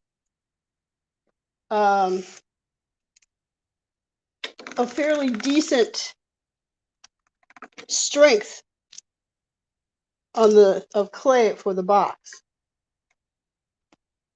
Now, at some point, I could make a thicker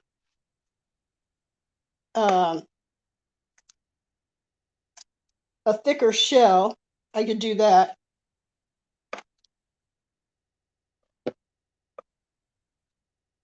Okay, so can you see my work? I should bring this. Yeah, I can see it. Now, are you going to carve that? Because I noticed you still have some edge on your heart box bottom. Are you going to carve that down?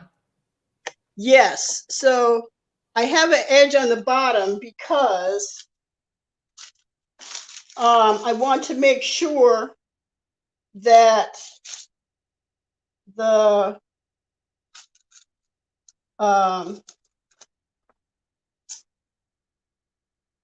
lining comes and fits onto the bottom so that there's no air space and all of the interior is covered with pattern. I'm just going to get some water here.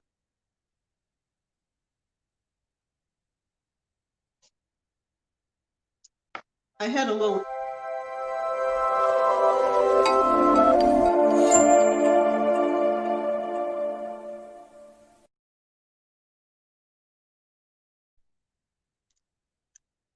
Okay, so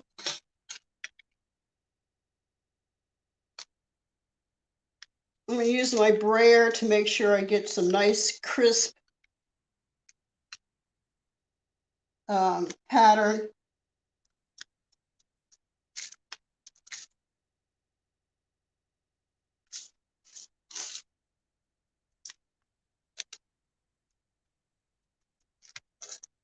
I used to lay the, no, I didn't. Never mind.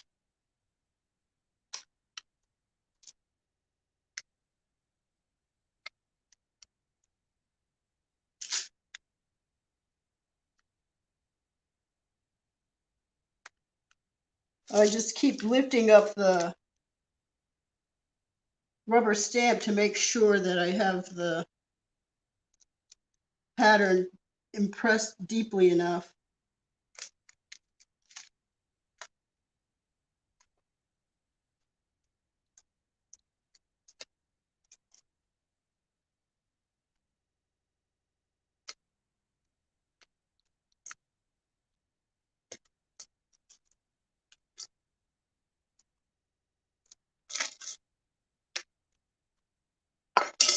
Okay, that should be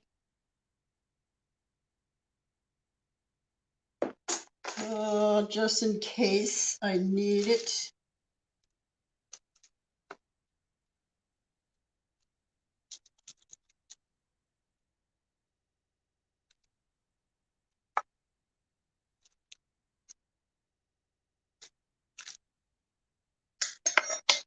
All right. Now,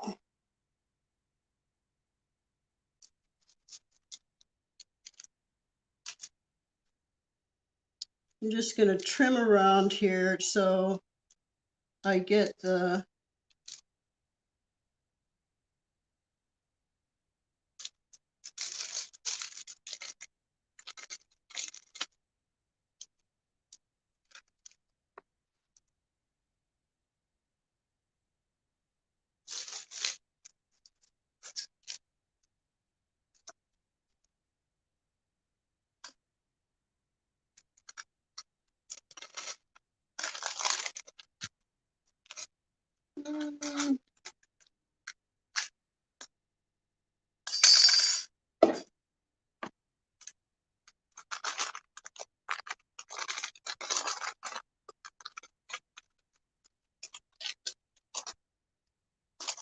Did you ever finish the necklace that you were making?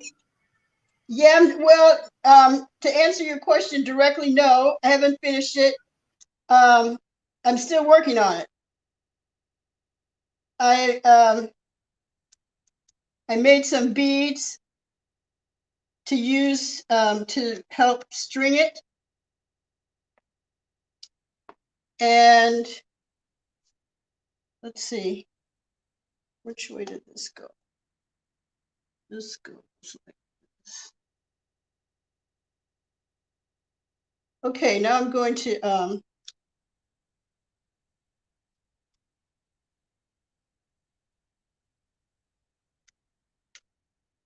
to press down on the heart box so that it presses into the bottom here.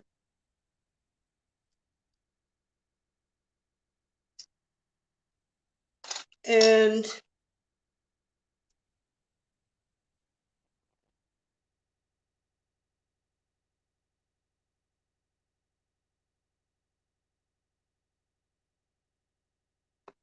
I'm going to still cut off more of the, I want to save this color.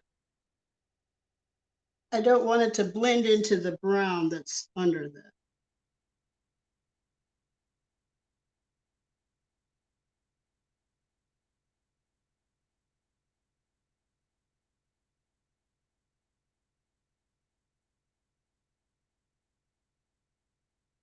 So that's part of why I bring the inside lining out to the outer edge to make sure that the there's an even seal.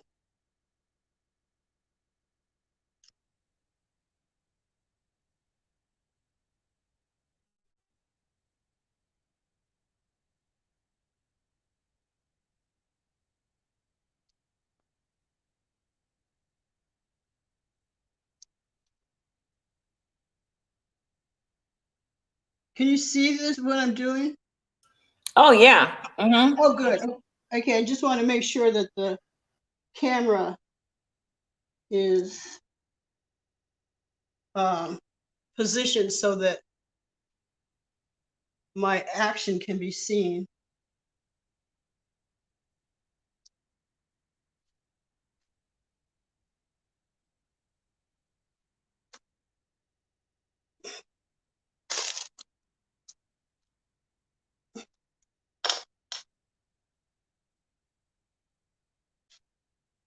What I forgot to do is adhere the bottom surface to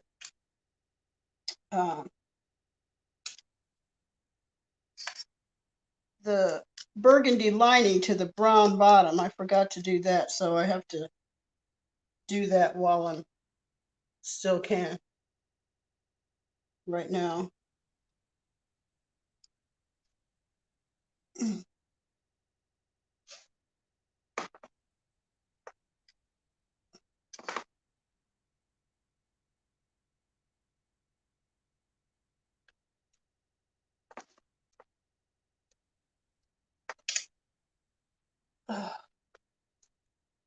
Okay.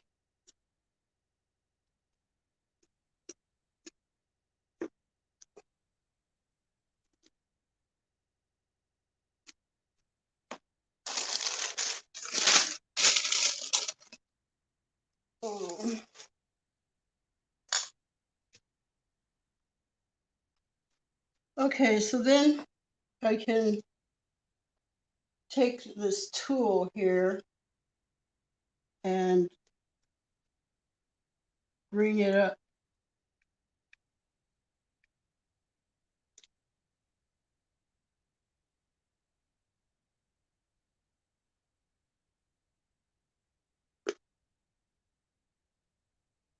I can smooth it up.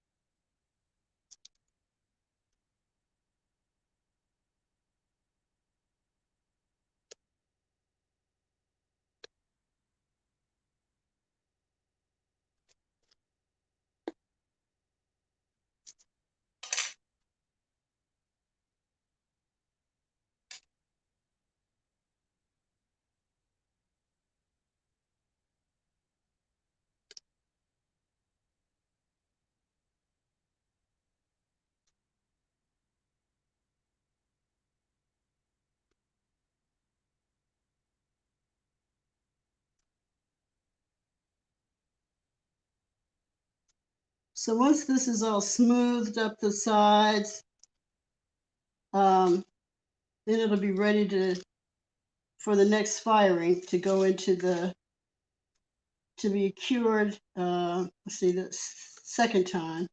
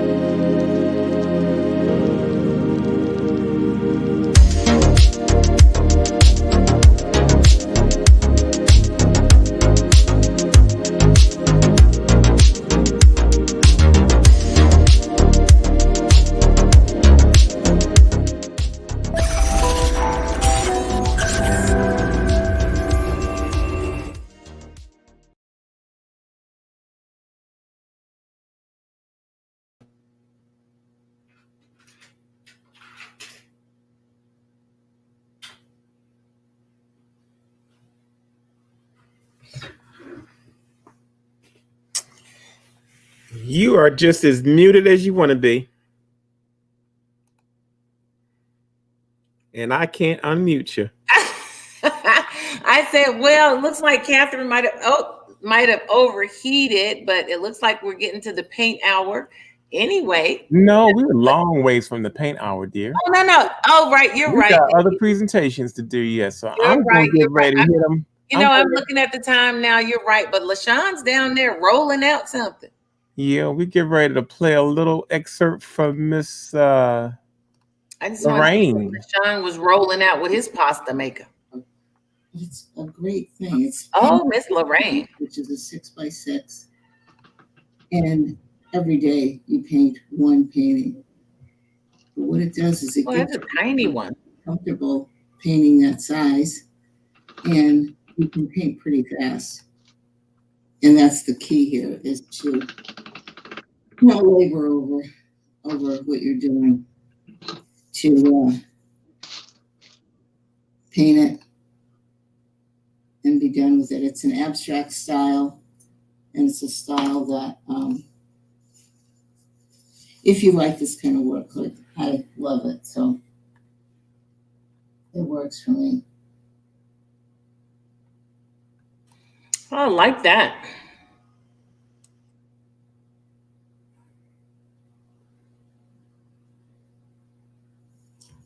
For my shadows, I'm using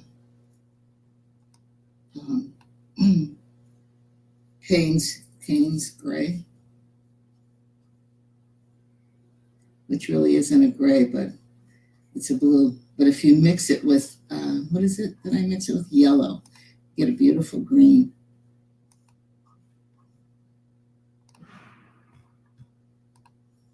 This is actually coming along okay.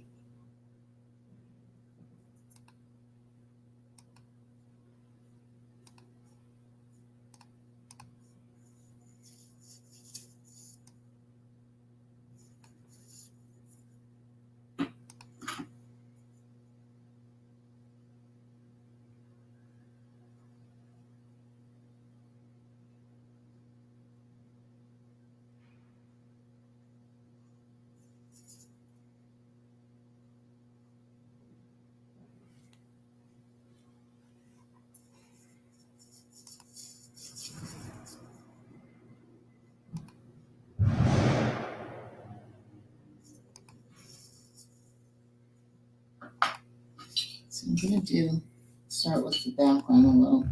And I'm using a little turpenoid, which is a paint thinner, basically.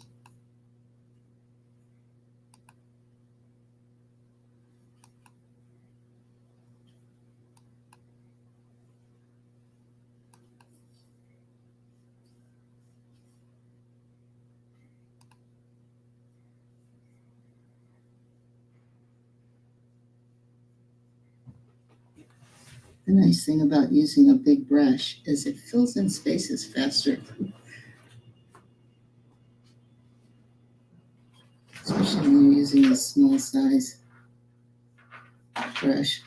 Small size canvas.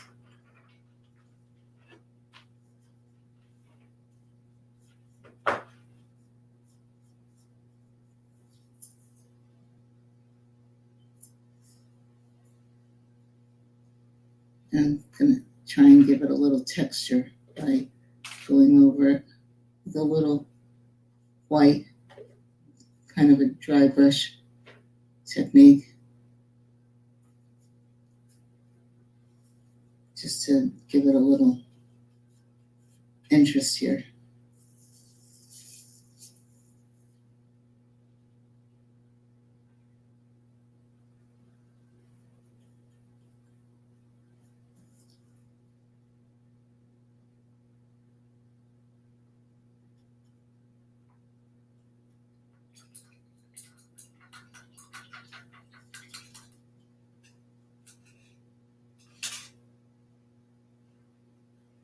There are some other flowers in the background, purple things.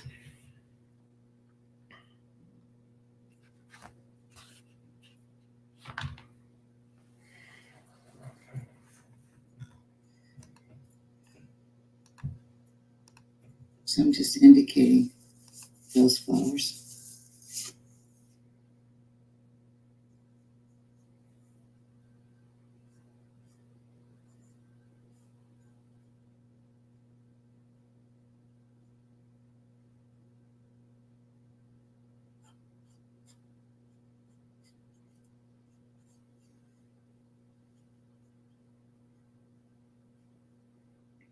As you can see, I have different colors of paint on this brush, but it gives it really nice.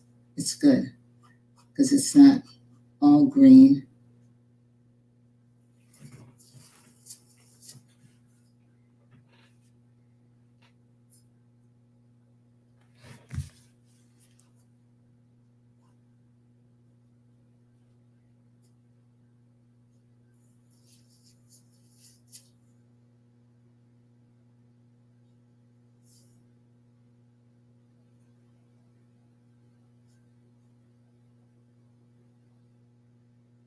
This is that pot that's in the back.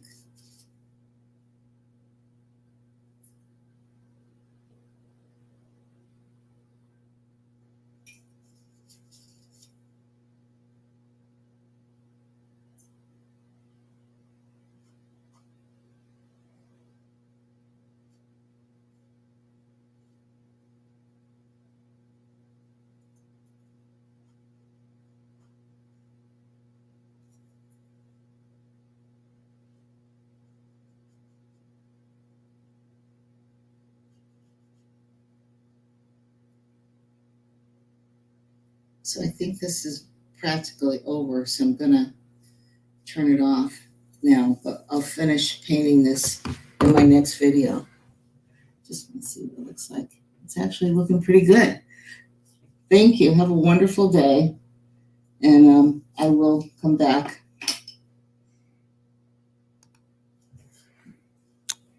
Now, what is LaShawn doing? LaShawn might be really making pasta for all we know. I was trying to figure out what LaShawn was up to. You know, He must have LaShawn something don't from wait for nothing. Kathleen. You know he picked that polymer clay up. LaShawn don't wait for nobody, man. He already was ready. Look at him. He's over there with his pasta machine, That's right. I know. cranking it out. I know he ain't making no pasta. What's going on, LaShawn? Yes, I am. I'm preparing dinner. Yeah, okay. I'm preparing my sculpty clay so I can get some stuff ready for next week. He's already preparing. You gotta like take this stuff and roll it out some. LaShawn waits for no man. So, I go through this process, take all the clay and just start flattening it out. It comes in big packages like this. 3 blocks to a pack.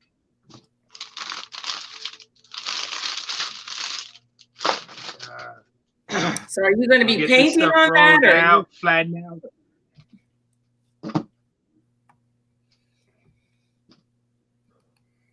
Well, you know he is. LaShawn paints on everything. LaShawn paints on everything. I think LaShawn would paint on Once his it's pasta. sculpted, yes, it'll be painted on.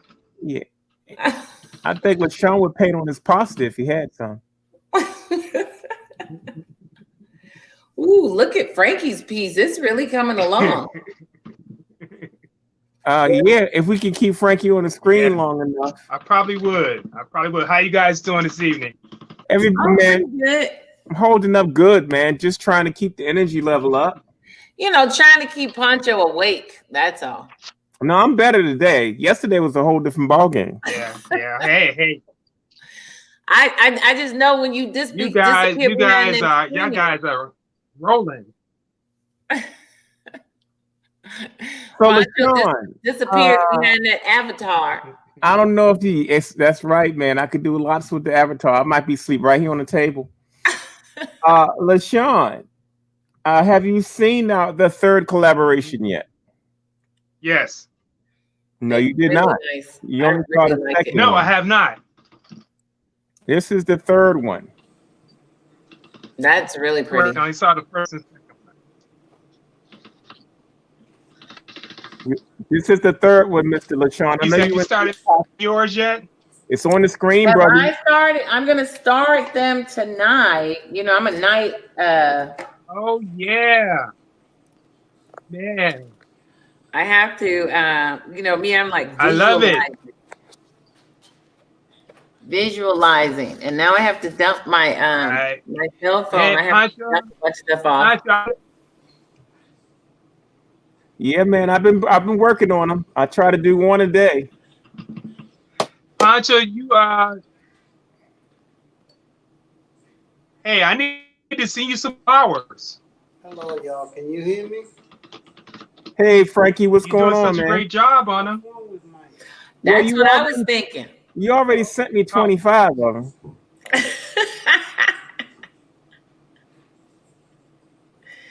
He's gonna send you some more. Nah, I think I'm good with all the other That wasn't enough. collaborations coming in. Yes. I'll finish the ones you sent me though. Yeah. He's just gonna occupy your whole entire quarantine, sending you all those. Oh, I know. I'm sure. Hello? I think honestly, I think that was LaShawn's plan. It's just all me. Well, you know, he's got good intentions.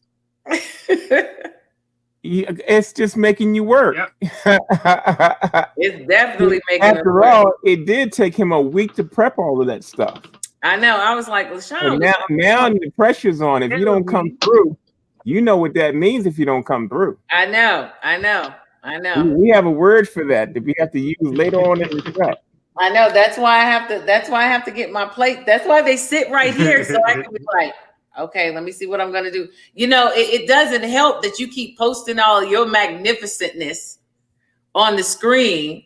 Well, I mean, don't be phased by it, because by the time Sean's train come in, he's gonna pass everybody.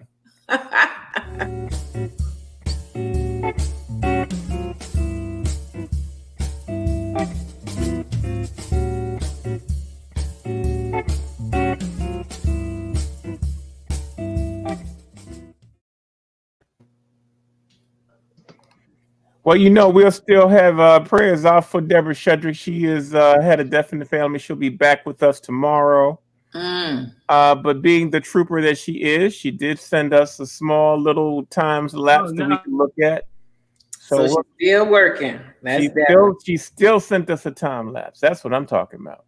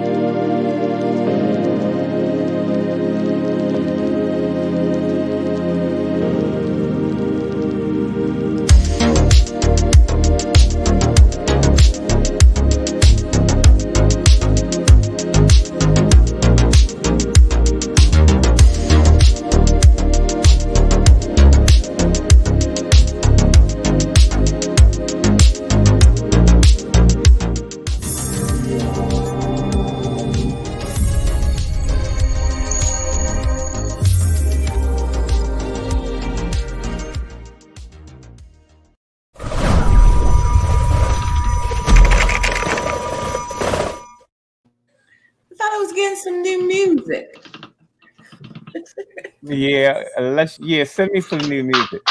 Look at that piece. Frankie's piece is just That's really what I dope. said. His piece is definitely coming along. Frankie got it going on. There's Talk some to us, nice Frankie, color in there. talk to us before your phone burn back out, brother. Thank you.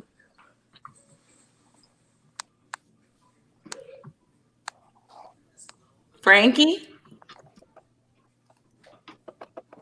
Frankie must be having technical difficulties. He's going from mute to unmute. Well, his piece looks really nice. Well, you know, we did some updates on LaShawn Beal's portfolio. Oh, let's have a look. Psych. No, we don't. Oh, come on. Yeah. Somebody popped in. Oh, look who popped in. Kathleen, you had a question. It says, "What kind of oven are you using?" It looks too large for a toaster oven. Yeah, it is too large. I have an apartment size oven.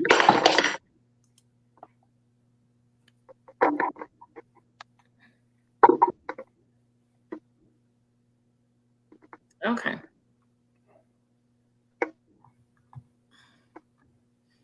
So is that gas or electric? This one's electric. But a regular oven is what's used. Trying to get this tripod situated here. Okay, so I probably can't stay on long. The stream live, whatever this app is, it burns up my phone. My phone overheats. So anyway, here's the here it is. It's going to be ready to go into the oven to cure. And then this is just the next step in the process. There will be a few more steps to go after this. But this gets the hard box ready now to be covered. Oh, nice. To put on some whatever pattern might be the next step goes on to this hard box. And so then that gets cured, and then there will be a couple more steps after that. And so will you send it to them in this form? Actually, they're sending to me. Oh, okay. Yeah, so Karen is going to send me a 2 or 3 inch head. Okay. And LaShawn is sending me a picture. I looked through his work and decided upon a picture that he's going to send to me. Oh, nice. And then what I'll do with that is I will copy the image at a copy store.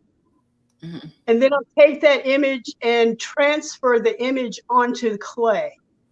Oh, okay. And then I'll take that transferred image and apply it to the heart box.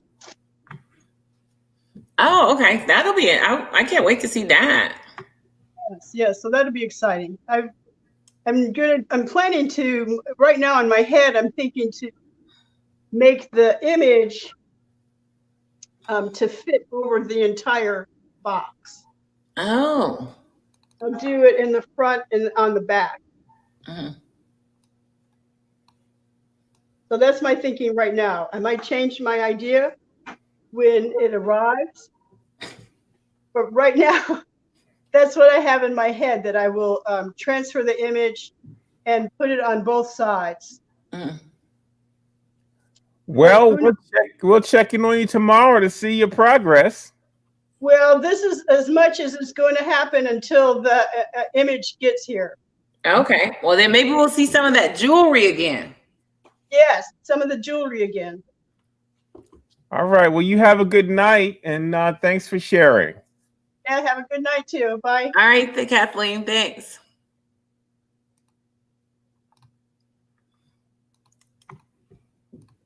This one's about me. I put it up.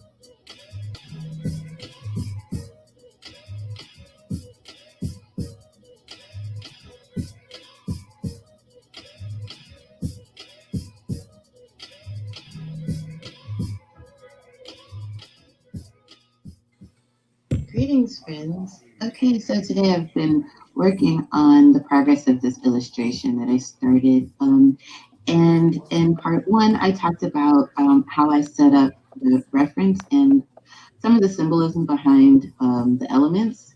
And we went over kind of how I got started, the line drawing of how I got started. And I looked at this and I was like, oh, this is screaming for grayscale. I have to add the grayscale. This way I could add a lot of texture. I was just so interested in the texture. And I also mentioned a major influence in at one time a mentor of mine, Andrew Lattimore. In a past life, I was an art model and I posed for him. And in that time, I learned a lot about art through him. And he was very masterful and his still lifes were incredible. And I'll leave a link to his work if you're interested. But I thought today would be a good time to kind of talk about technique. The first video I did on this was more about the symbolism, I think, and the inspiration behind creating the piece. Today, I thought I'd talk a little bit about technique because I noticed some differences in the way I approach this and the way that I typically approach the illustrations that I'm known for. So normally a lot of strategy goes into an illustration. Usually there's a concept, a vision, and I have to do a lot of research to find references that will fit the bill. And I'll have to modify those references many times because it's highly unusual and really not ideal to find the exact reference that you're looking for. You don't want to copy someone's picture, but maybe there's a pose from this photograph that you like, a face from that photograph that you like, hair from that photograph that you like, clothing, jewelry, so on and so on. And I'll piecemeal things together from several references typically.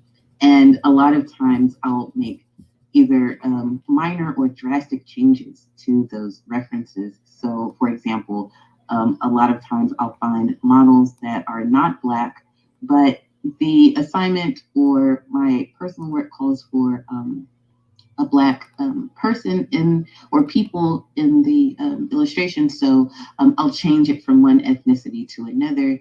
The body type might change, especially the lower body. Facial features will change drastically, hair, complexion, all that stuff. So I can make a lot of changes as I see fit, but I need a jump off point. I need to study how things work, how fabric works, how texture works, metal, all that kind of stuff, water, all the different elements. How do they behave? How do they respond to light? How do they move on top of objects? That sort of thing. And then I can apply it to what I'm doing. So what's the difference between that and this? Well, this time I arranged the reference myself instead of finding pictures of one thing or another. And it was much easier. How did this go so much faster? The reference was already set up for me. I didn't have to think about, is the lighting agreeing? Do I have to change this or that? Do I have to adjust the contrast? Well, I have to go into Photoshop and make a composite of these things so I can really see how they are together. And, you know, maybe paint on top of that to make some things go together and agree, and then paint it. Sometimes that'll happen too. And so this time, none of that was necessary. None of that was necessary. The photo was there. I did make changes to the background. The snapshot that I took of this arrangement was on top of my dresser. So I wanted to add this background of some sort of landscape. So what became important to me here was depth. Depth eventually became something that was something that I definitely wanted to capture. And I wanted to capture that through perspective, angles, atmosphere, and texture especially. So how was I going to capture that through texture? I really wanted to pull together the grayscale. As I mentioned earlier, what's grayscale? Grayscale is when you are using black and white and gray to create form. So you're adding all the shading, all the highlights. Here in the beginning of every illustration is a line drawing. I try to stay away from the shading and get all of the perspective, all of the anatomy, all of the proportions, and everything aesthetically and placed properly. And I don't need to have a whole lot of shading to make that happen. And at one point I felt, well, this will really streamline my process. The tighter the drawing, the easier it will be to paint. And if the line drawing is really tight, maybe I can just, rock the line drawing as a complete thing, instead of trying to paint over really sketchy lines that weren't really definitive. So my line drawings, I do aim to get some sense of form and direction, but you can only go so far, right? It's a great challenge to try to capture texture and light without using shading. But what I really loved about Andrew Lattimore's work, especially, and how I grew to appreciate still life, is the amount of detail that he put into this idea of texture. And so all of that shading was absolutely required to get that level of impact within the work. So that was my aim. That was my goal here, was to capture that level of realism and believability by adding the grayscale to take this to the next level.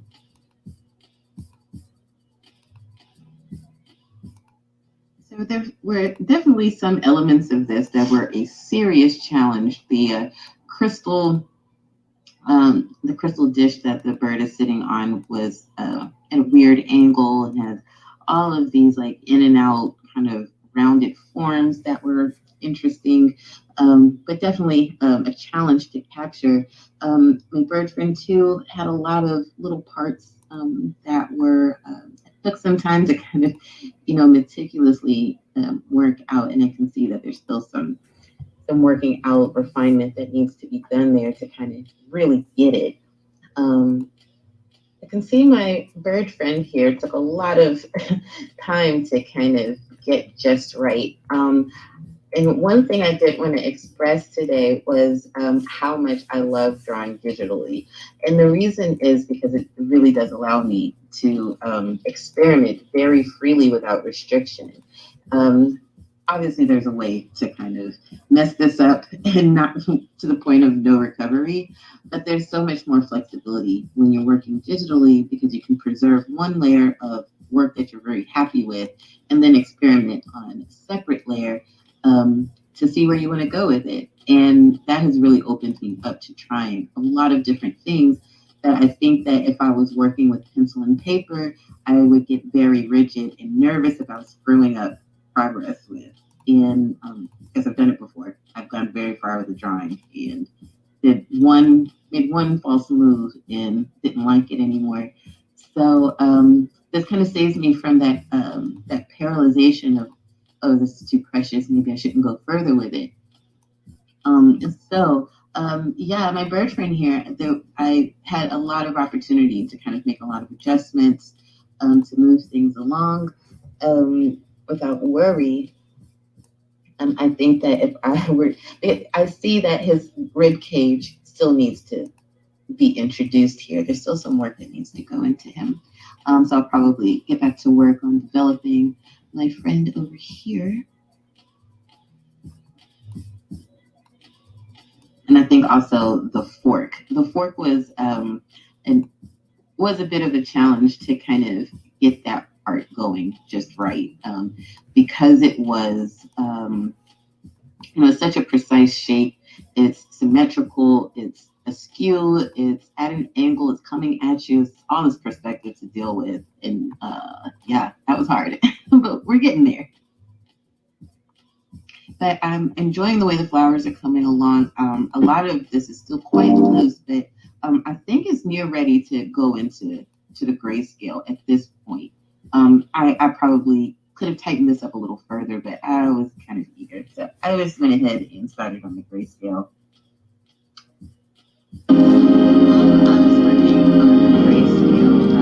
While I'm working on it, I'll just go ahead and drop a medium gray background behind my line drawing and to preserve the work on top. And some people I see work from dark to light, some work from light to dark. I typically kind of start in the middle and figure out if I want to move up or down based on what the contrast is doing on the subject. So, and with this piece, for the sake of demonstration, I really tried to just work on one object at a time. Usually I try to move around the piece relatively evenly, and maybe I am on some level, but I tried to kind of stick to one thing so we could look at the development a little bit better. But here, this was very dark. I think I started by adding some punches of highlight, but this object ended up being very dark. I'm very excited to get into the particular details of this, but right now what's most important is that it looks smooth and like the wood that it is, that the light responds to it and washes over it the way it would a wooden object.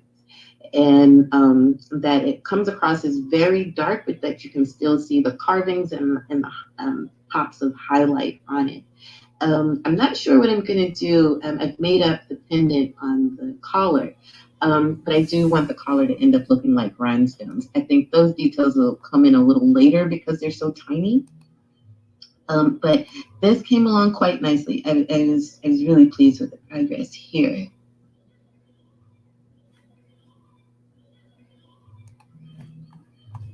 So once I was kind of happy with the general form and the shape of things on the doll, I started working on the candle. And the candle, obviously, I wanted it to look nice and waxy and smooth as if this object is glowing from the inside and has this kind of bright flame on the outside. I think as the atmosphere around it becomes a little bit darker, the glow of the flame will be a little bit more obvious. But right now, I really just want to capture the idea of the form, the cylindrical shape of everything, that there's an inside and an outside to this object, and that something within it is glowing. Those were the most important details to capture. And also that this was a smooth, kind of slick almost object. So there are pops of light on the highlight.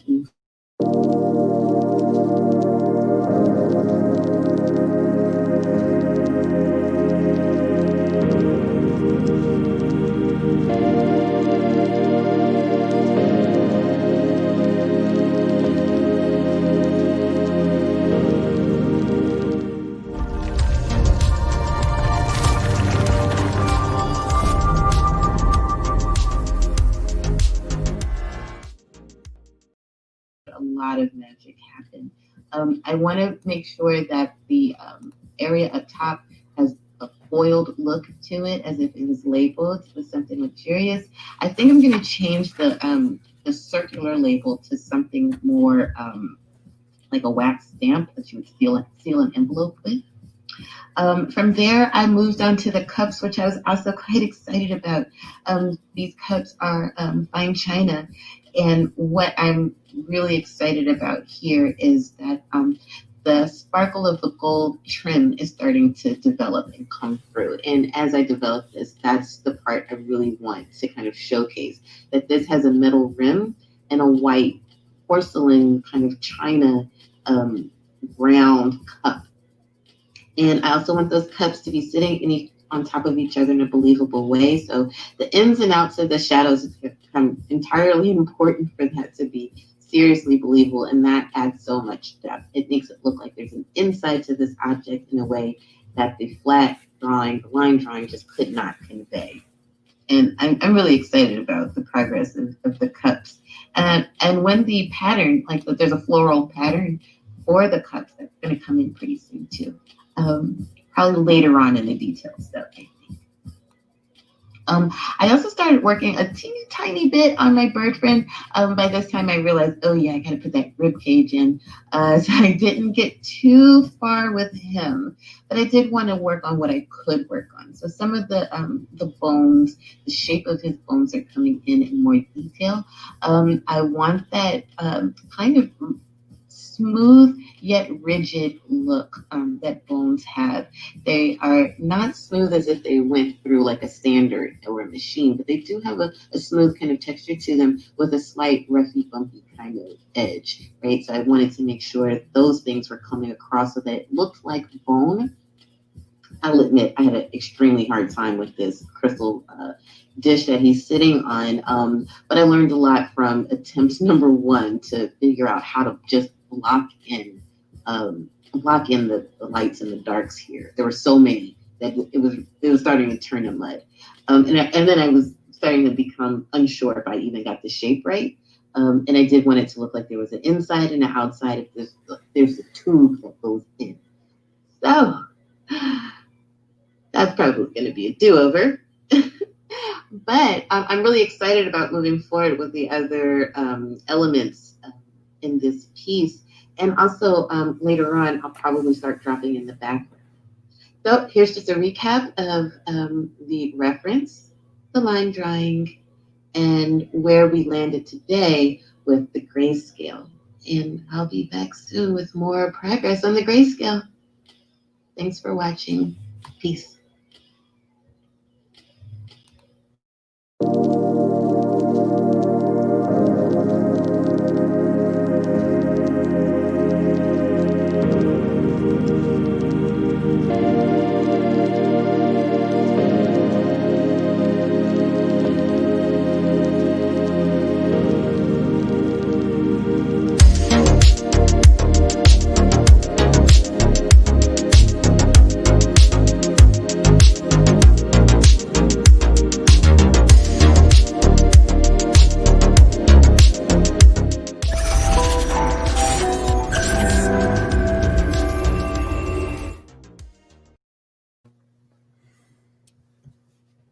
What is LaShawn making? Is it lasagna?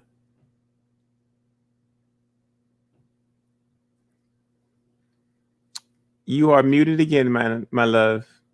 I said, I think so. And if it is, I want mine. I want my lasagna. I really like that. I really like how Sheba's piece is coming. Yeah, she's really getting into it. There. It's definitely coming along. There goes Frankie with his shirt. Hello. Hello. I can hear y'all now. Hello.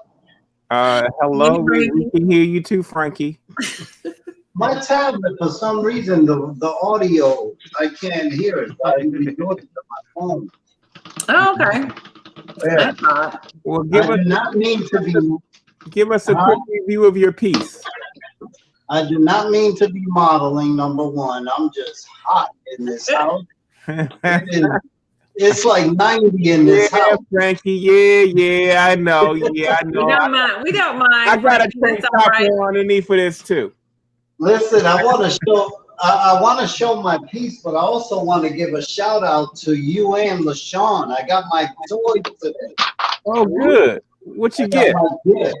Let's see what you got, Did Frankie. LaShawn send you 12 of them like he sent me? Oh, you got nice. What's that? I can't wait And to see what you do with it. me either. I'm trying to figure out. What we talked about doing a medium, working on this acrylic work. I can show you an example. Don't show it. Don't. Yeah, you know, sometimes we got to motivate each other. Don't be mad because you ain't started on yours yet. I can't wait to see where you go, Miss Louise. All right, you got the one with the flower. This is what I did with the flower. Now, you know. Yeah. Oh. Yeah, Poncho, show them more. There you go. See, Stop it, LaShawn. Stop it. So I didn't even see that because now I'm going to be obsessive. Well, no. The thing about a collaboration is that's what it's for. I can't wait to see what you do with that flower. Man, I mean, LaShawn is challenging everybody. This is a challenge, and he also gave he challenged Poncho a little bit too, and he gave everybody the same elements to deal with. So. That's what's the beauty of it, to see what everyone do with the same elements. That's going to be the fun part. You know what, though? You threw me a massive curveball with this. Oh, well, thank you, brother. I was expecting art, but it completely flipped my brain where I'm like, oh my God!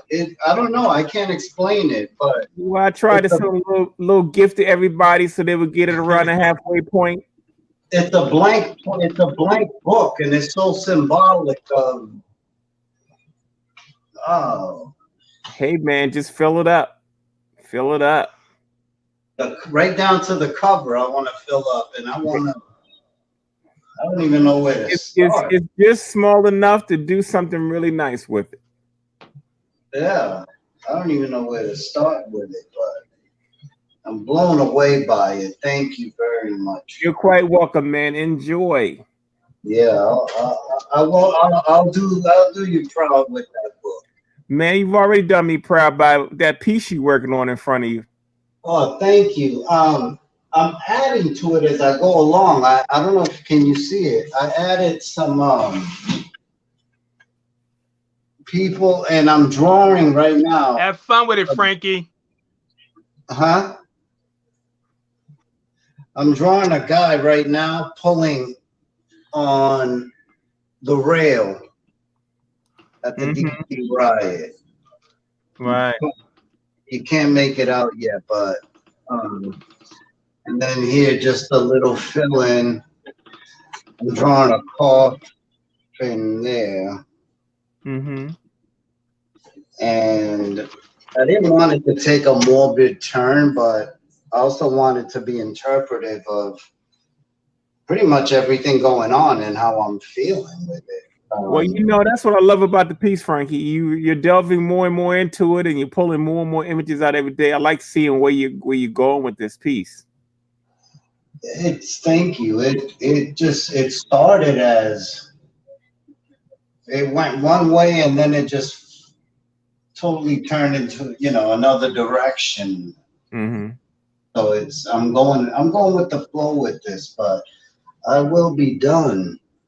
And then I don't want to make a martyr or make him famous, but I drew that horn guy, crazy horn guy, at the Capitol. Can you see him? Yeah, I see him up in the corner with the horn sticking up.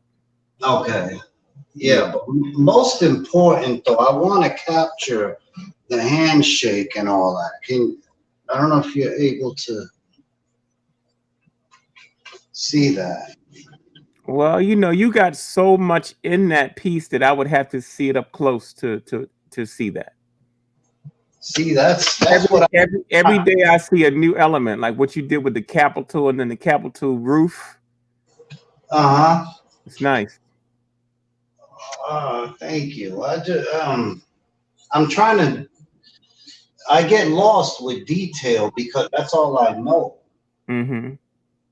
And don't say that's all you know.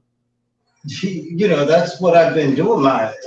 Yeah, but you're not defined by what you've been doing. You can change in a direction anytime you want. You know, even with the same way you approach your paintings now, there's still no limitation to what you can do. And that's why that plate that LaShawn sent you is so important, because you can get so bogged down in your personal process that you know it can be a labor. And sometimes you need to do some things to break away. So my collaborations, and I'm using the collaborations to break me from the flow of what I'm doing so I can go back. And so I would really embrace that small piece you got and just see what you come on. It's a challenge for you too, because you're used to working large. Yeah. And trying to work small is going to be a challenge. So, you know, it's a way to make. I'm used to drawing. I pretty much all my whole life was drawing small. Mm-hmm.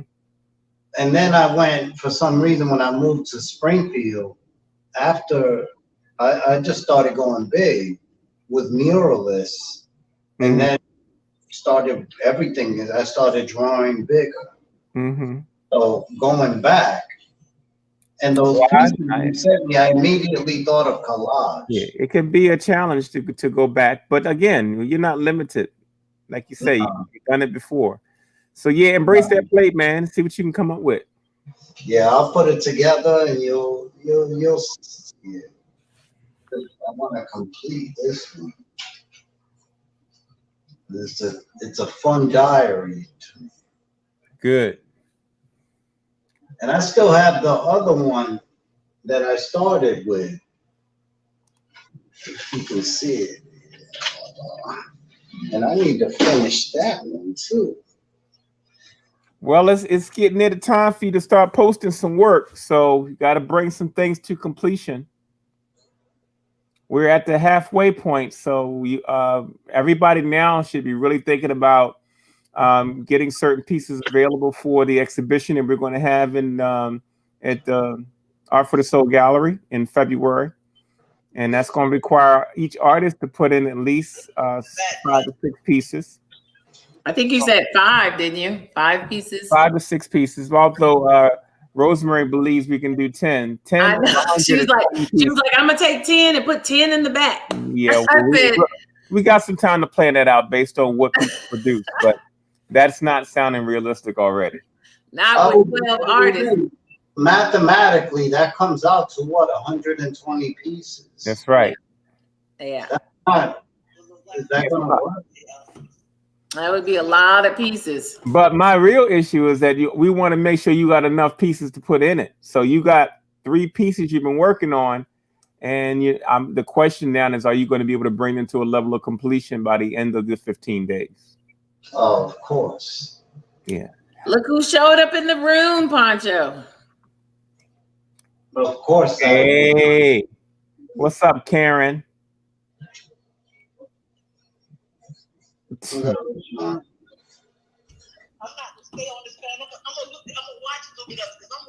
Look at it. She said she out there work. That's who she called me. She over there working. She out there work. She said she on her own quarantine. She said she got something for you when she see you. Hey, that's good. She said she using some of your style right now. Hey, if you can do it, do it.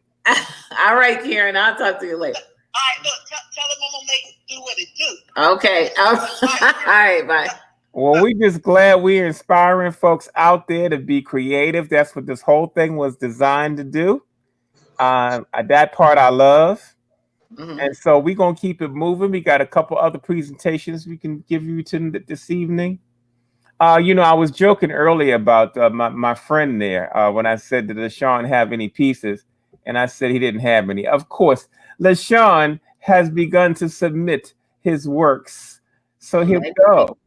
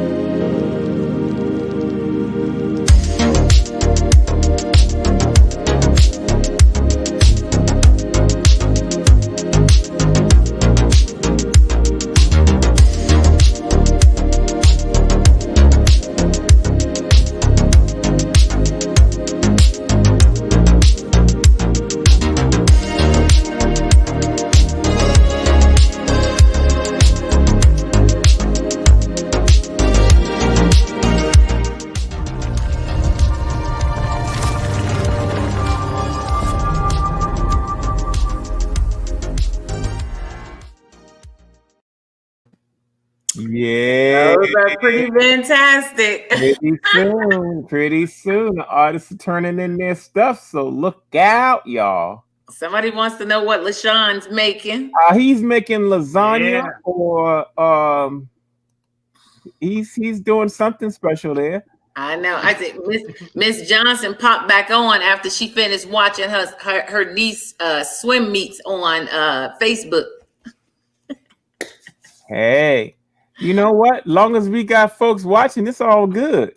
I know. You know, I can everybody say that else because I did the same thing. I was like this. So we're going to do a screen with LaShawn Bill. Well, you know, he's got his minion out there.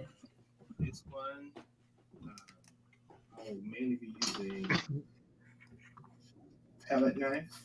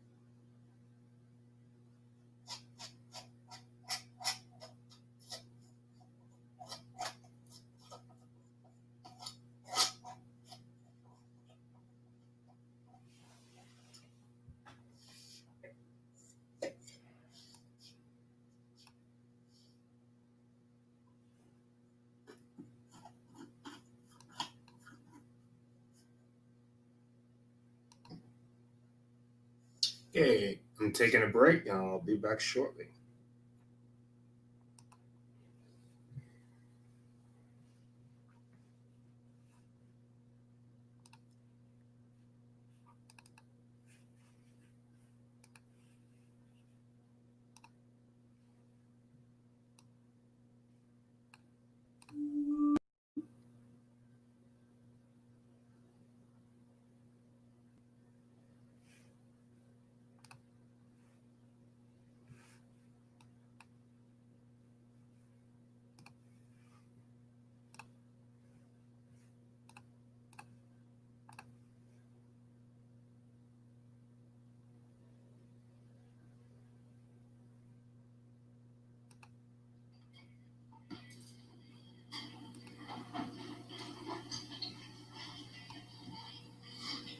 You know what I wish I had done? I didn't even think about it. I wish I had gone under the tree to get the first piece that I had done with you here, and brought it back and put it on this table, and so that everybody could see what I was trying. What actually, this one here is one of those early pieces. Yeah, but it was like the early pieces where they were looking like aliens. Like, what country are you from? All right, so on this stage, you are not trying to.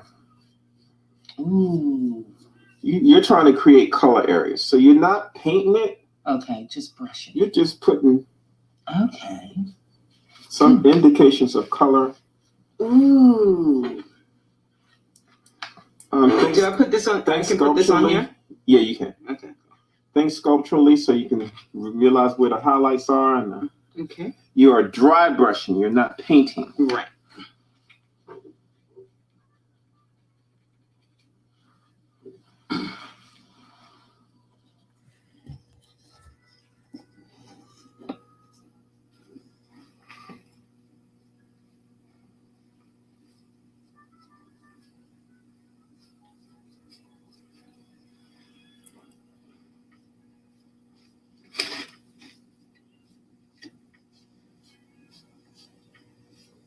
Oh, template is great.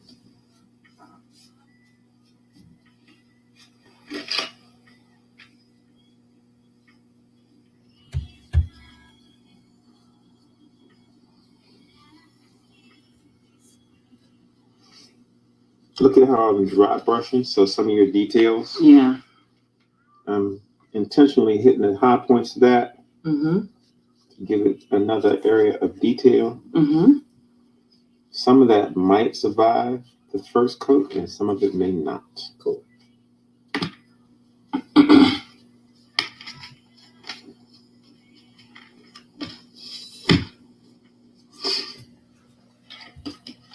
You know what I like.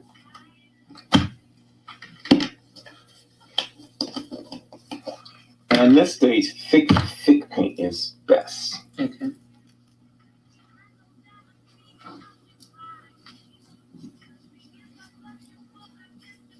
Ooh, I'm liking this one.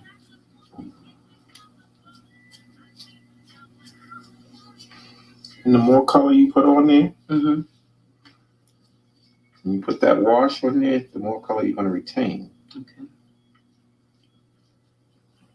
So your underpainting is important.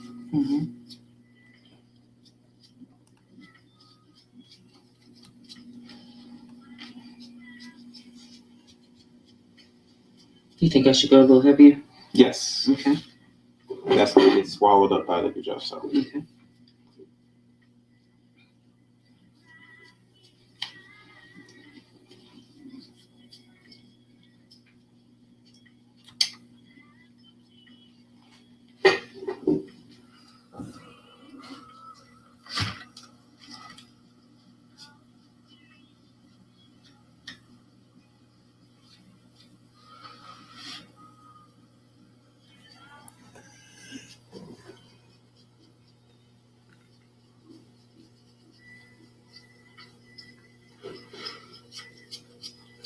And the flowers on this thing are terrifying.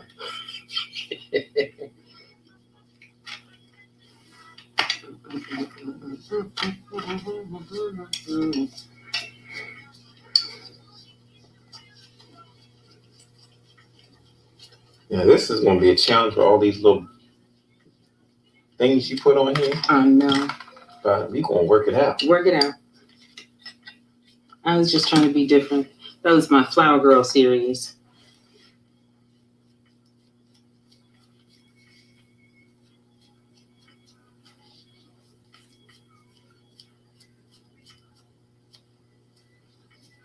So you still want, outside of your dry brushing, you want good coverage. Okay. So all those nuances are going to show through. Okay. Is this okay, or should I do it? No, what you're doing now is good. Okay, cool.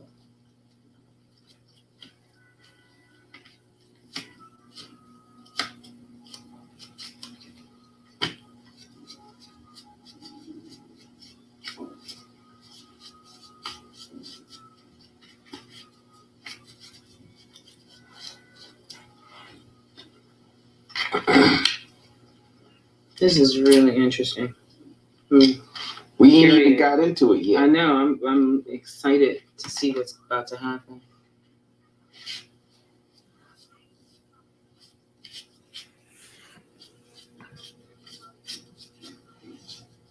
I love, the part that's really, really interesting, where you're painting, that is some of my sanding, but it's also some of my fingertips inside of there. So it's kind of cool to see my the ridges of my fingers in some of this. Now it can't get you up to unlock a door or nothing, but it's cool. I would get some more on that forehead. More on the forehead? Yep. Okay, It's a cool. real prominent area. Okay, cool.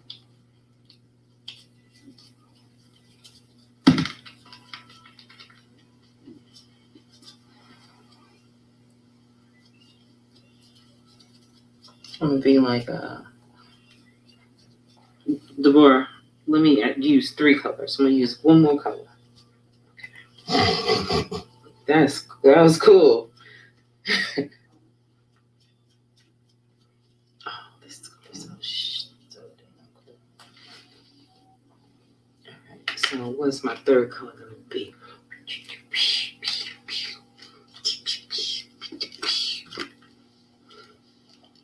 Have fun with it, because it's not going to be the same.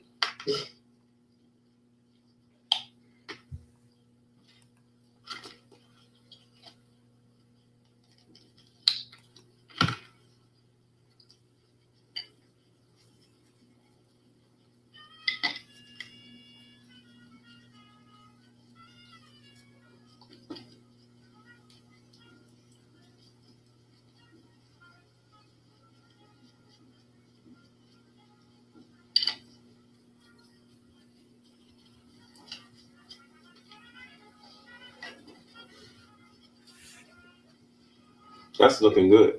Thanks.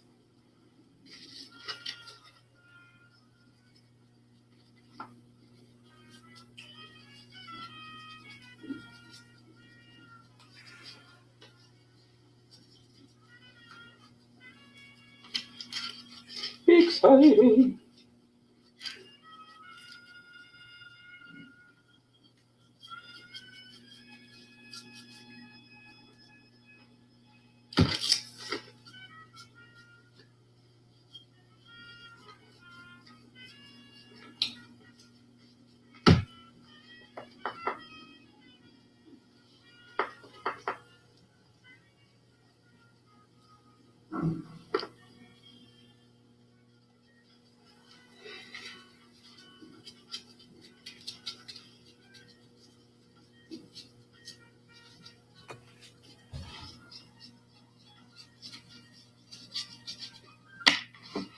Yeah, that looks hot. What you did on them braids? Thank you. Oh, we'll see that.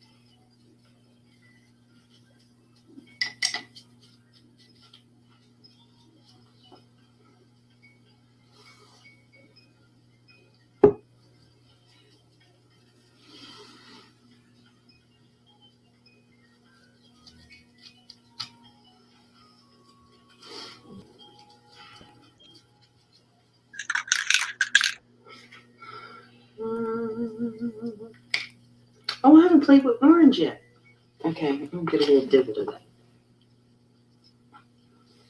That's the popping piece. We will see. Yeah.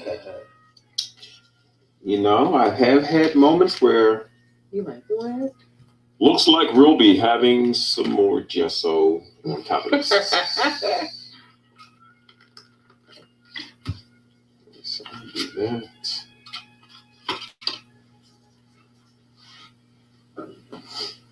Feels like I'm painting a picture.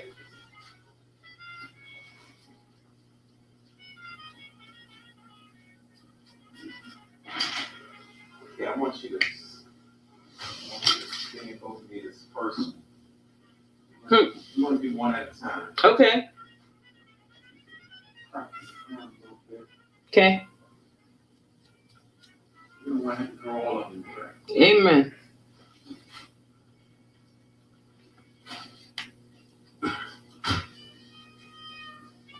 This next part is fast and furious. Okay.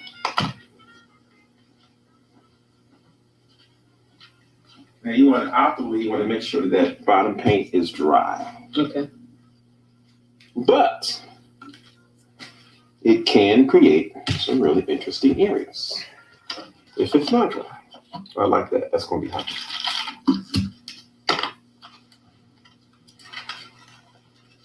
Now I wish you had bought a couple slabs of this clay flat, Oh man. so we could do some actual tests of this Yeah. paint, but we'll have to just do it on table. Yeah. We can do it next time. We'll do it on table. Okay. I can still see it. So what's in that? This is a washed down version of the same gesso we based it with. Okay. The key here is to make sure we got it broken down just enough to mix it with water. Mm-hmm.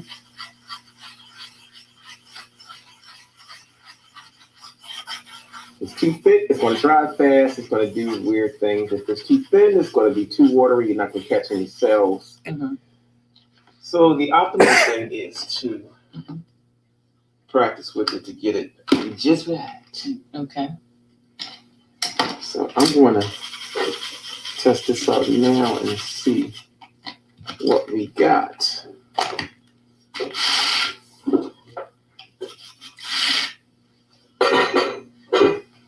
Okay. That's one test. Okay.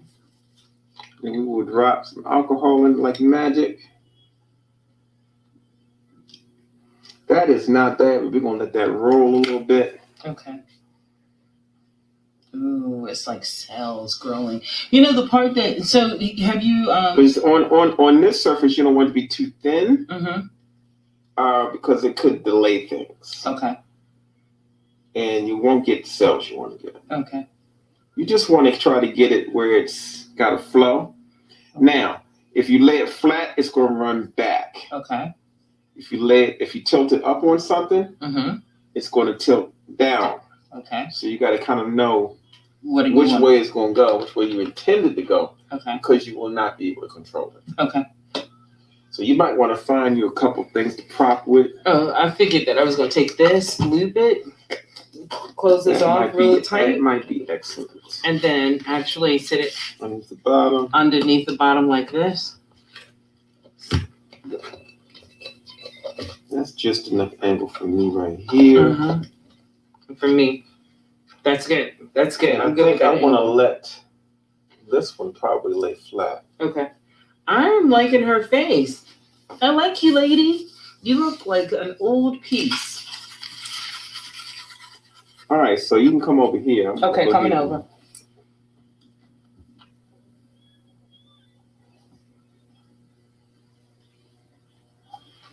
All right, so I'll be the test dummy first. Yay. I'm going to go ahead and this section has to move very, very fast. So what I'm going to do is I'm going to flood this paint on over top of the whole thing as fast as I can because I don't want the paint to start drying too soon. If it starts to dry too soon, we won't get any cells. So I'm moving very, very fast, very, very fast, very, very fast. Pancho, we have a question. Messy part. That is black gesso and water.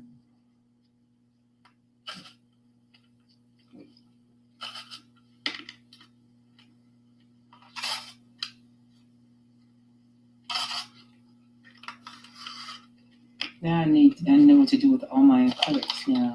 I have some other cool ones. Like I do have purple and burnt sienna and a couple other ones. So I can't wait to check this out.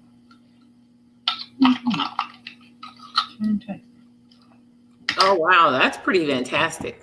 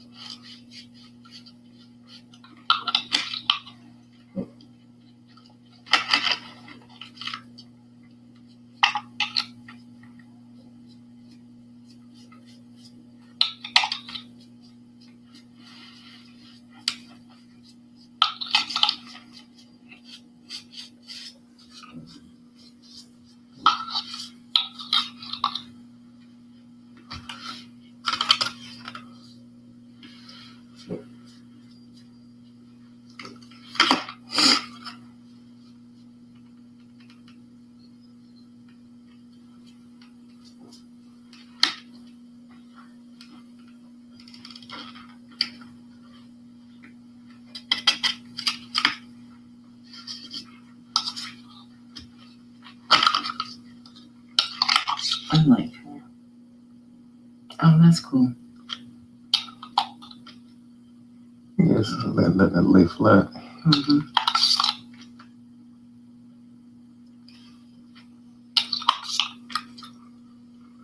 How long does it take the alcohol to evaporate and dry? Not long at all. It's going to sit there for a minute, but then all of a sudden it'll be like dry. God.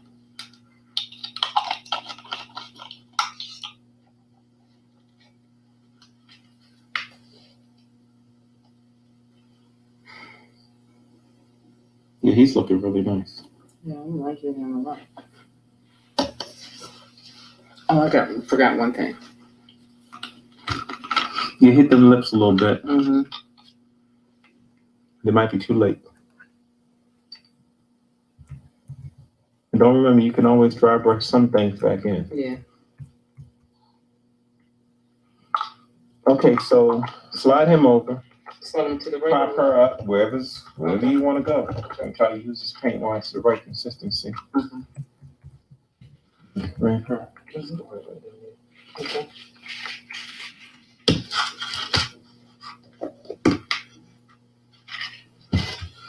Messy process. I'm okay with the process. I'm staying messy. All right, so I'm ready to rock and roll. Come on, hurry up. The faster you move, the better. Okay. The faster you move, the more alcohol technique you can do. Okay. Sometimes I even pour. Pour. You can pour a little bit and you can brush a little bit. Okay, cool. But you got to move fast. I'm moving fast. Those braids are starting to come on. get dry. No, don't tell me to come on. You're doing the process. Help me. You just got to move faster, Okay. faster. Okay, stop. Start alcoholing. Okay, cool. Start from the top, work your way down. Okay. If it's set too fast, you got to move a little faster. Get down here. Don't go too fast now. Okay. You ain't no hurry. Get over there and get some texture. Look at where your areas where you have darkness. That's where you want to hit first because that's going to start setting. Okay. No, not too much. You want cells. Get top and nose. Get the bridge of her. Get some more hair. Okay. The hair is starting to set. Okay.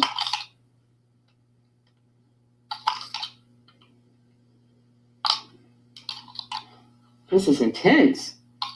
Yeah, well, it's fast and furious. It is furious. Sorry for the shake. No. You don't want to overshake now. You don't want to lose your details. You got good details here, so you don't want to mess them up.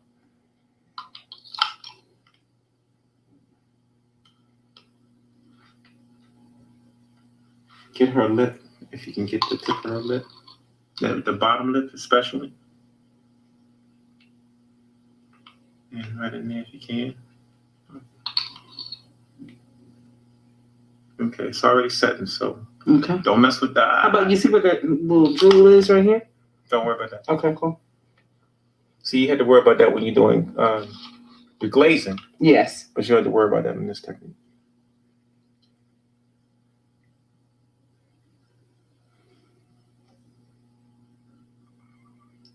And you are making multicolored magic.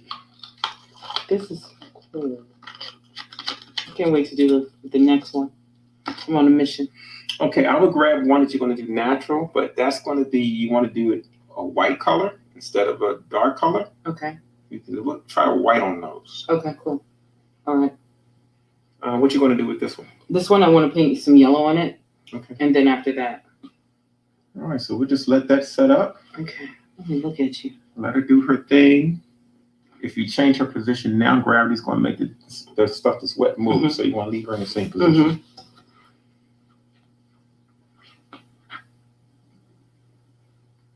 Going down. Well, I mean, thing is, you know, you have expectations from what you do your process.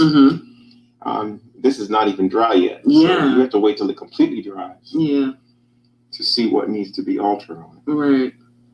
Because all the things you're talking about popping It may ain't. or may not, because his forehead is perfect. Yeah, it's beautiful. Yeah, I love. You picked a good color with those blues and greens around his eyes. Mhm. That's going to be the best piece right there.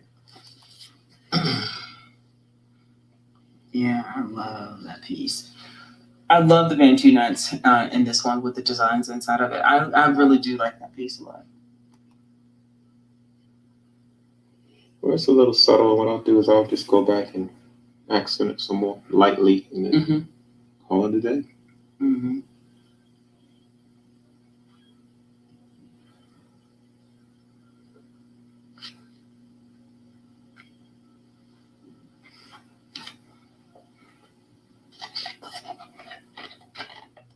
I can go ahead and start painting? Nope. Okay. You didn't test it. Oh. You know, I hate when you teach people stuff. And then they Like take I over. do when I come to your classes. And I'm like, Like, look, I ain't got time to be making no faces in the class. yeah. I'm like, Can I just stick that together? No, you cannot. You gotta win it. You gotta win it. I hate right there. Yeah, that was Then fun. boom. Go ahead, test it. Girl, that's too good. Actually, it's not bad. Now remember, your insets are going to be with this too. So it's not like the black when you can go back. If I could take black and go back in and This is it. kind of got to live with what you do here. Okay. I'm gonna live with. This is probably the best one to do that. I don't know if I do that one. Oh no, that one might be nicer. Okay, well let's switch. Let's do this one. Yeah, because at least if you want to do insets on that one, you can.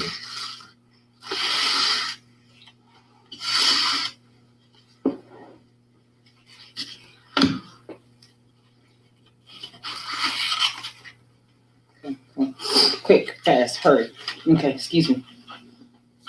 First, you didn't even open up the alcohol. No, the alcohol is open.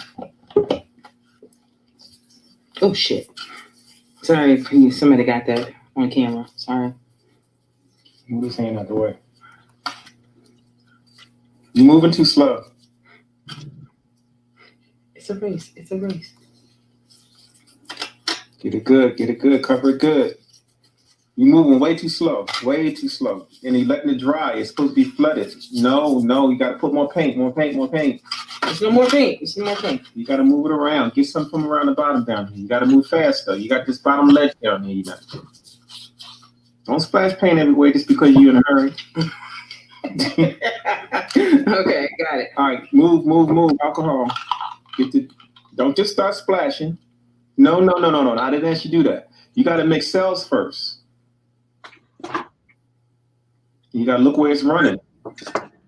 You got to look at your gravity. Yes, I'm looking at the gravity. All right. Right now it's going pretty good, but you're still moving kind of slow. You want to get your main cells down first, and then go back and do your details. Don't flood too much. You got areas down here that need to be touched.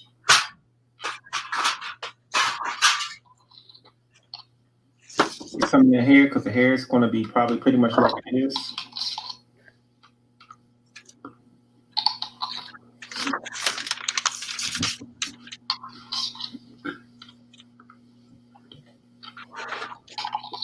The ponytail. Yep.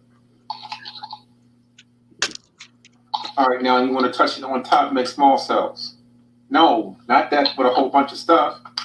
Just use the tip of it.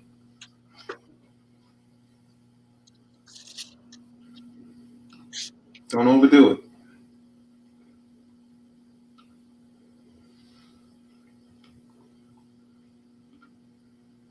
All right. All right. Can I ask you a question? Sure, you can ask me a question, Karen Clark. Okay, so in the past 10 years that you have known, like what was it that we would call it? Just a one-on-one to see what's going on, where I'm at with my creativity, am I stretching myself? Just some constructive criticism. Talk to me. What's going on with me right now? You are a prime example of a person that I would call a limited term mentee. A limited term mentee is someone who already has acquired a certain amount of skill. When I met you, you were already pretty deep into ceramics, and all you needed was coaching to learn how to monetize it. Mm-hmm. And I've watched you grow by leaps and bounds. I remember our first mask. And we probably can use that sucker for a doorstop about right now compared to what you're doing now. And so I don't have many words of wisdom for you because I think you've acquired a momentum with your work. I think what you learned is that your abilities have a certain value. And once you understand your abilities have a value, you calm down and you stop worrying about validation from other people. And so watching you find your stride as a professional, individual, creative artpreneur is fantastic because you're not worried. We're not talking about shapes and forms and colors anymore. I don't think you and I ever talked about that kind of stuff anyway. But I'm watching your business acumen. I'm watching you. You're a prime example of practice. And so some things that I would normally have to say, I don't have to say because you're working it out in the process. So I think that with our traveling and all the other things, I know I've had an influence on your little behind. Oh yeah, you have. You know, I remember back, she told the story when she was doing her little session on the show about her going to Africa. And I had to say, whoa, let's back this thing up. You wanted to go on the Africa trip. Mm-hmm. And your job said you could not. Right. And I had to ask you, all right, you got this thing set up, you ready to go. What are you going to do? Right. Do you really want this job? Are you seeing yourself retiring and getting a gold watch from this job? Mm-hmm. Or is this job just a means to an end? So I knew that the moment you took that leap, that you would grow by leaps and bounds. But you had to be in a position to make that move. Oh, yeah. And you have not looked back. No, I have not. You have not. And then you also say, okay, if I'm going to work for somebody, let me use my talent set. Then I'll teach some classes. I'll do some this. I'll do some that to offset what I'm doing. So I don't have much to say to you, to be honest with you. You've really matured well. I think it's your thirst for knowledge is going to always have you in that position. You share what you've learned. But I still think there's a point where in your medium, you can get so caught up in the process of your medium that you still should do other things. So I'm glad you're taking welding classes. I want you to take a drawing class. I want you to take a basic drawing class. I want you to take a portraiture class. Okay. Because what's going to happen is that you already have the dimensional part in your brain. And all you need now is some real serious reference points to make a connection to whatever you're going to do, whether it be a full figure or whatever.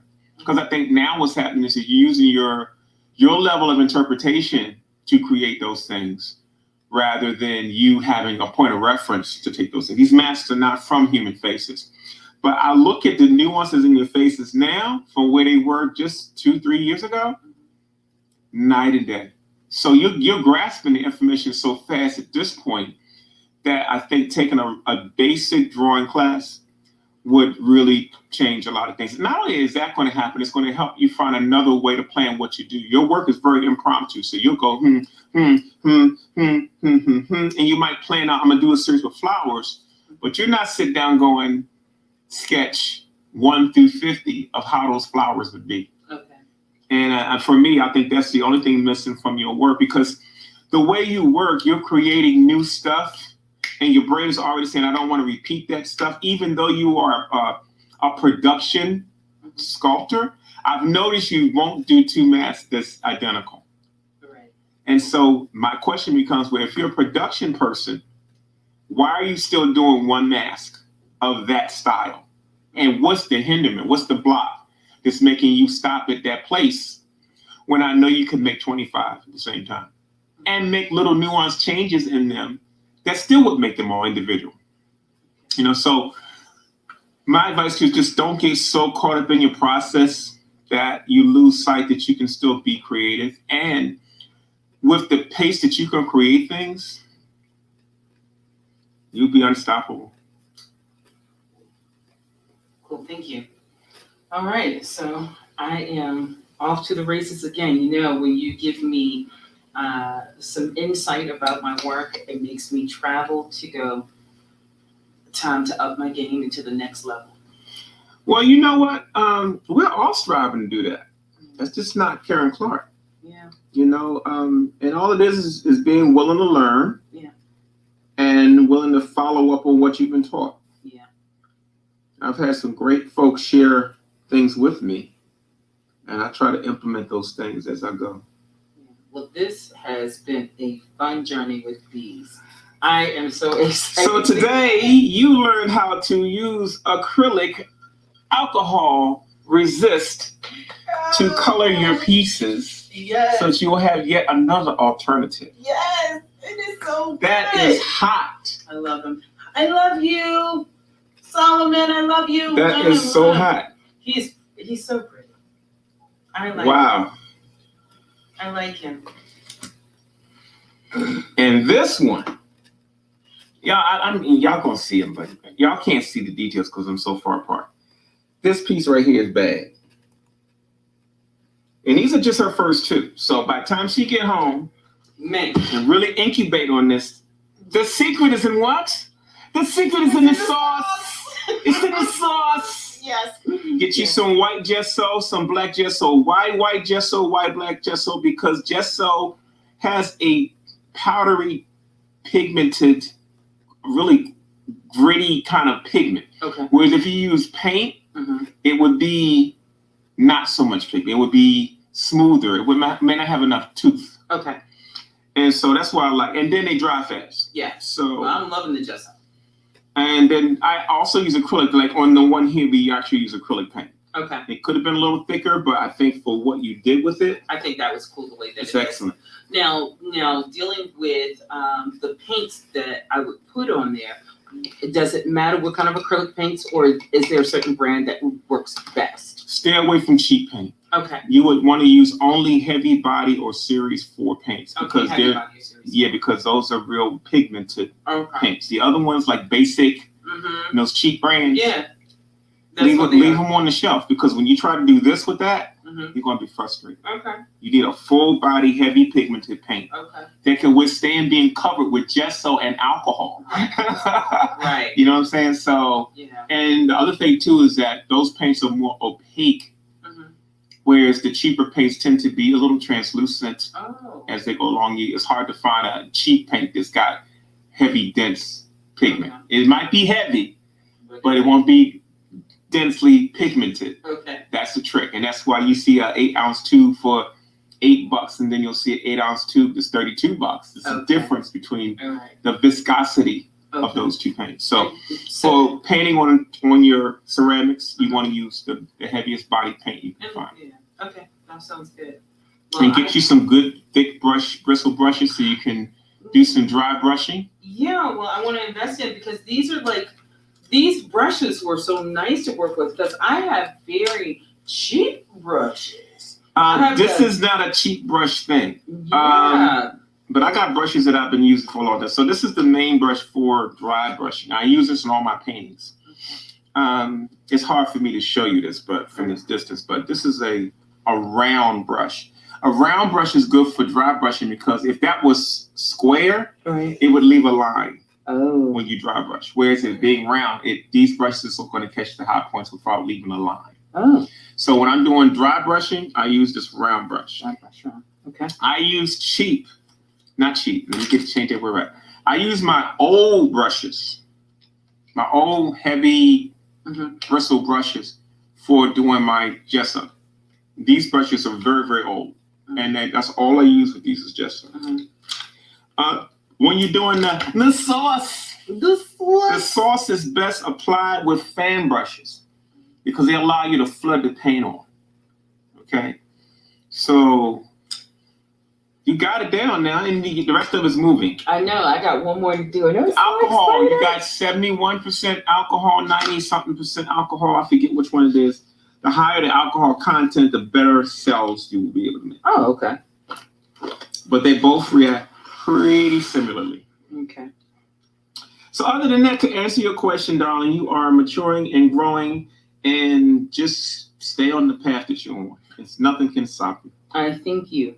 Thank you for the observations. Because sometimes I know we don't get to talk that often. So it's always exciting to see what you see when you have time to see. Well, it's nice to have you in the studio, period. Oh, well, that's good. Go faster, girl, faster. You're making me nervous. You're making me nervous. Faster. I got it. You got it? I got it. Remember, you can pour too now, but watch your volume. You don't want to run out of paint. I'm not That's going right. out. You pour on the high points, let it drain down. That's right. Mm-hmm. Then back up, check your volume of your paint. You got to get your braids. No. All right, don't lose too much in that area now. You'll run out of paint. I got it. Slash. He's making me nervous, There's a couple y'all. of areas up here you didn't get. He's making me nervous, y'all. Slash right here, top I of the feel head. like I'm on a TV show. I'm nervous. All right, you good. All right, start doing your cells now. Yeah. Oh shit. That's all right. Sorry, I cussed y'all. Sorry. This is a fast moving thing here. That's gonna be a bad piece. I can already tell.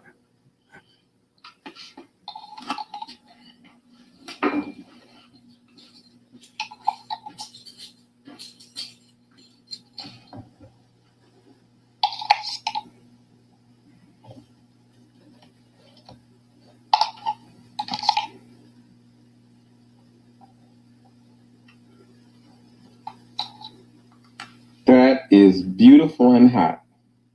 Don't overdo it. Done. Look at your cells first before you start overdoing it. Done. It's done. Know when to stop. Yep, it's done. That's it. Just one little bit. Sometimes that one little bit is too much. Okay, that's it. Leave it. Yeah, that's it. All right, y'all. I'm done. Well, I gotta do the hair. Do the hair. Hit the hair a little bit.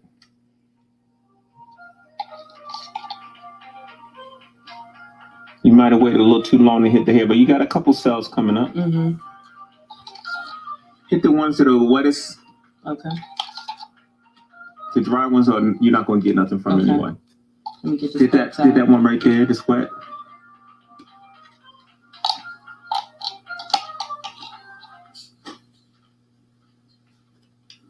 Y'all, this is serious stuff here.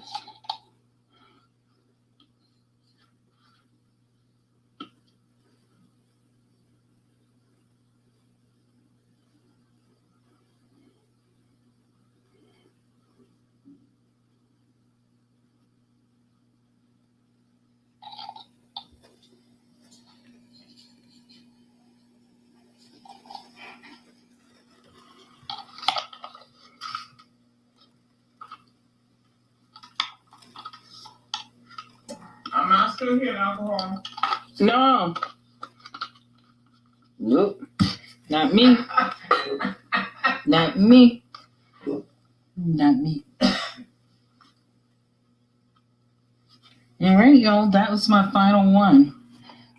My final one for the day. And so I'm gonna let these dry, and then I will take them home, sit down and look at them for hours and hours and hours and hours. And then I'll come back. That's right. That's what I'm gonna do. I'm gonna go home first. I'm gonna take a good old nap. I'm sorry. And then I'll come back and look at these pieces. And so what I'll do is take photographs of them, look at them as I'm going to sleep, and think about them. And then after that, come introduce myself to them again. Ciao.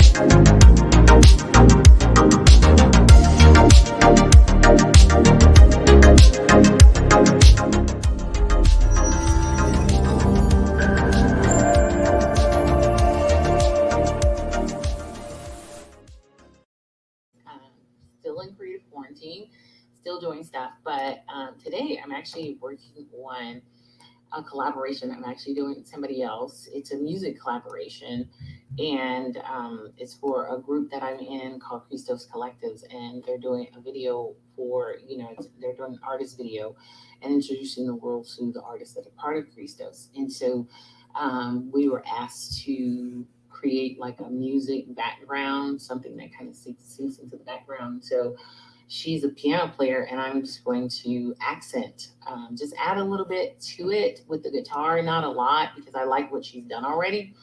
And so I'm just going to be adding just a little bit of just that guitar sound to what she's already done, and then just some light, not real vocals, but more like musical vocals, which is like humming or things like that, where it's more a voice sound, but not words. And so I'll be adding a little bit of that because I think that's kind of cool. And then I did have a few words to it, but it'll come in towards the end. So just having a little fun, seeing how this kind of thing works. And I had this for a while, and I'm just kind of just getting into it, and seeing what it's like. So, we're just gonna kind of play around with it a little bit. She gave me some chords, so I'm just kind of playing around with the chords and seeing what else I want to do with it. So I'm gonna go ahead and play. I have it on my, I have it in GarageBand and have it on here. So it's hard to see because it's a big bright light, which is a big bright window right over there. And you guys know I have lots of windows in my studio, but I also have quite a few in my home. And so you guys are actually looking where I'm actually downstairs in my living room area. So we're going to go ahead and just play a little bit and see how this works out. See how it goes.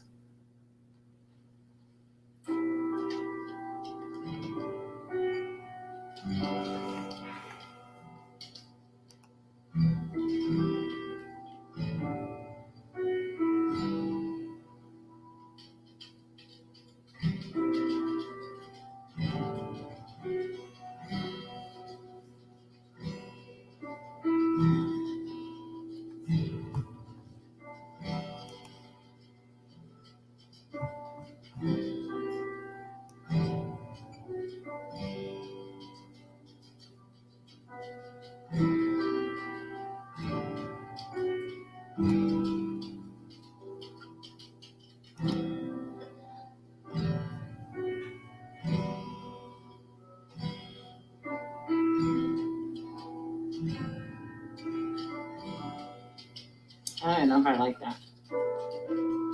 Okay, and then now she goes into something different.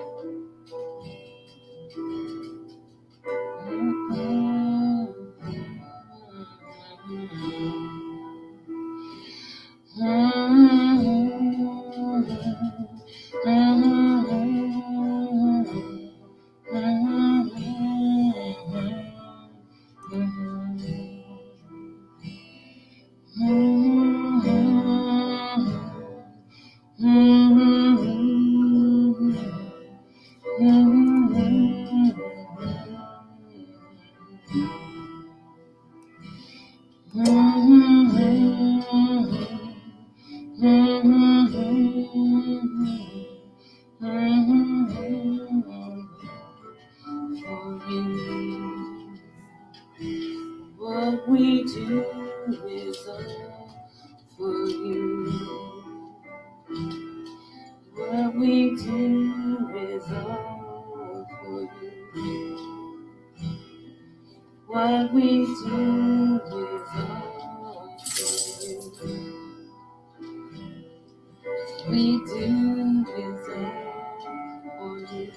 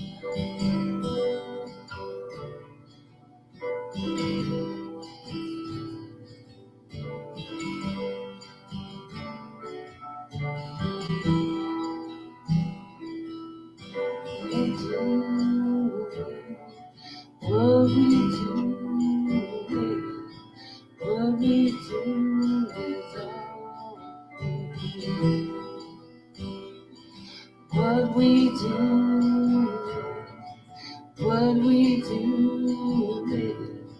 What we do is all for you. What we do is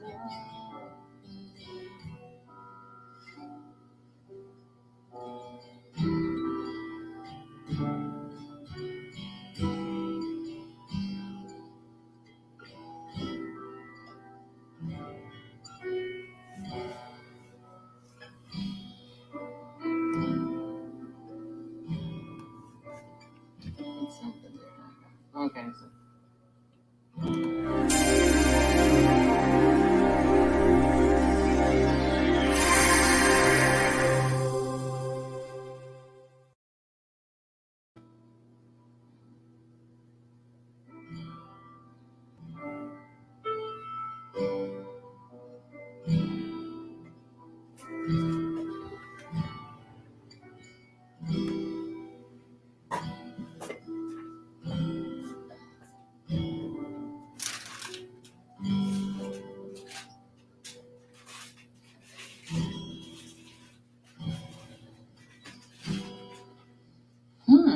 Okay, that's different.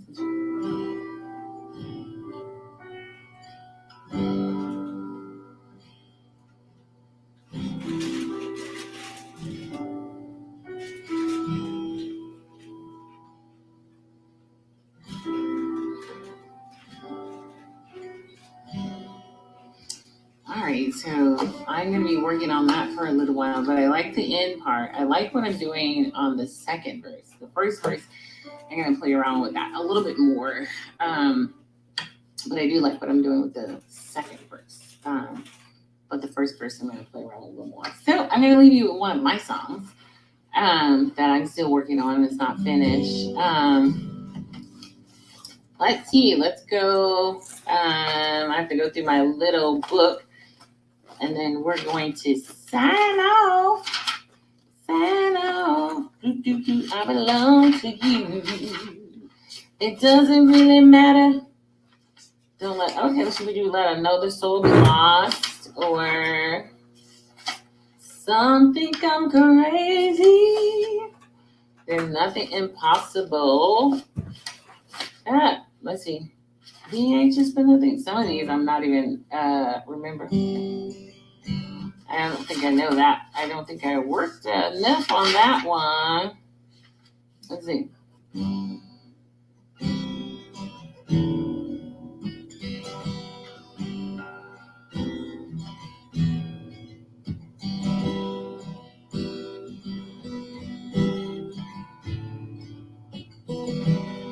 I haven't done this one in a while. Don't let another soul be lost.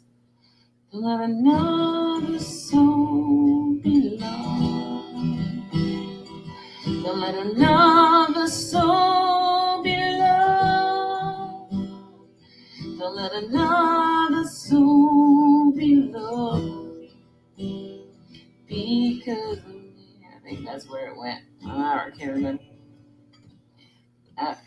Maybe I'll do a different one because I can't remember the chords to that one. I thought I wrote them down, but obviously not on this sheet. So let's do a little bit of this one.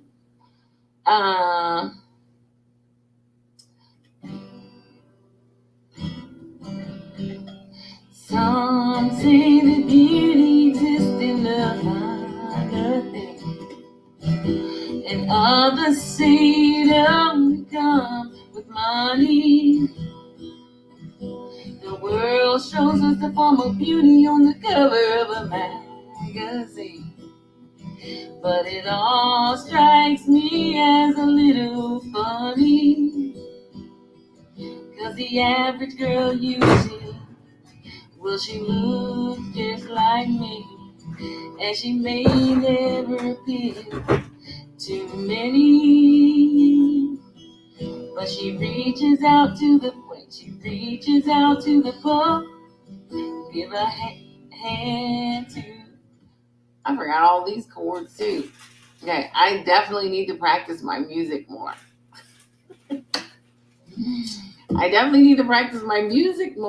Okay, so I'm gonna spend like at least part A few hours a day practicing this because I can't remember. Okay. She reaches out to the, that's not even the right chord. Reaches, I'm all up. I need to be tuned. That's what it is. Reaches out to the pool. Oh, I know what it is. This is a capo song. I'm like, this sounds awful. This sounds awful. Oh, what time is it? I'm going to have to head out in a minute. So, hold on. I think this song is actually capoed because I'm like, this is not sounding right at all. So let's put this capo on. I got to find my other capo. I think it's in here somewhere. It's an easier capo. I don't know where it is. Where's my capo? It's a clip. Clip. This one, I'm always like, God, it's gonna smack me in there. Smack me upside the head, so.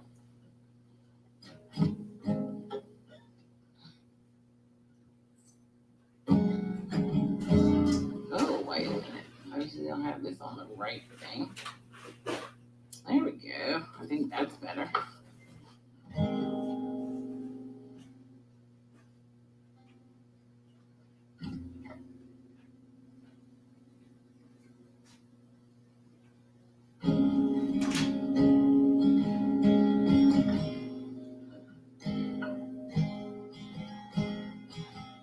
Yeah, this is out of tune. I gotta, it is crazy out of tune. So I guess I won't be singing you any songs because this is crazy out of tune.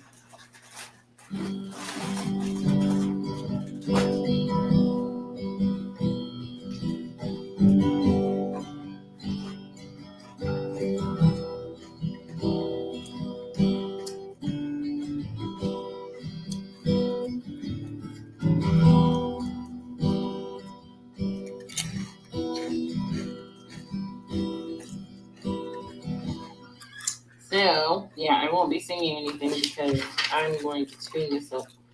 I belong to you. It doesn't really matter what I say or do.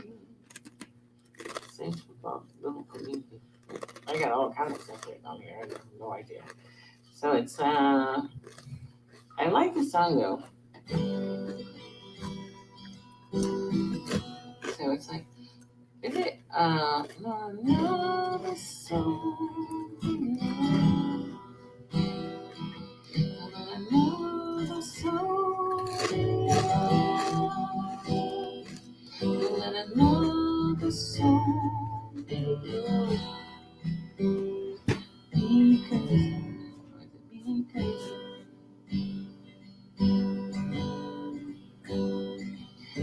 another soul. So let another soul be loved. So let another soul be loved. Because here I sit in my comfort, afraid to do what you've asked me to. You told me to share,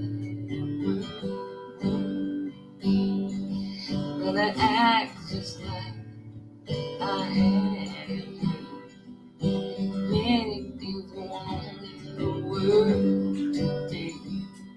Distractions keep pulling me out of your grace. When I get back to the place where I belong. Oh, yeah, I'll have to work on that one.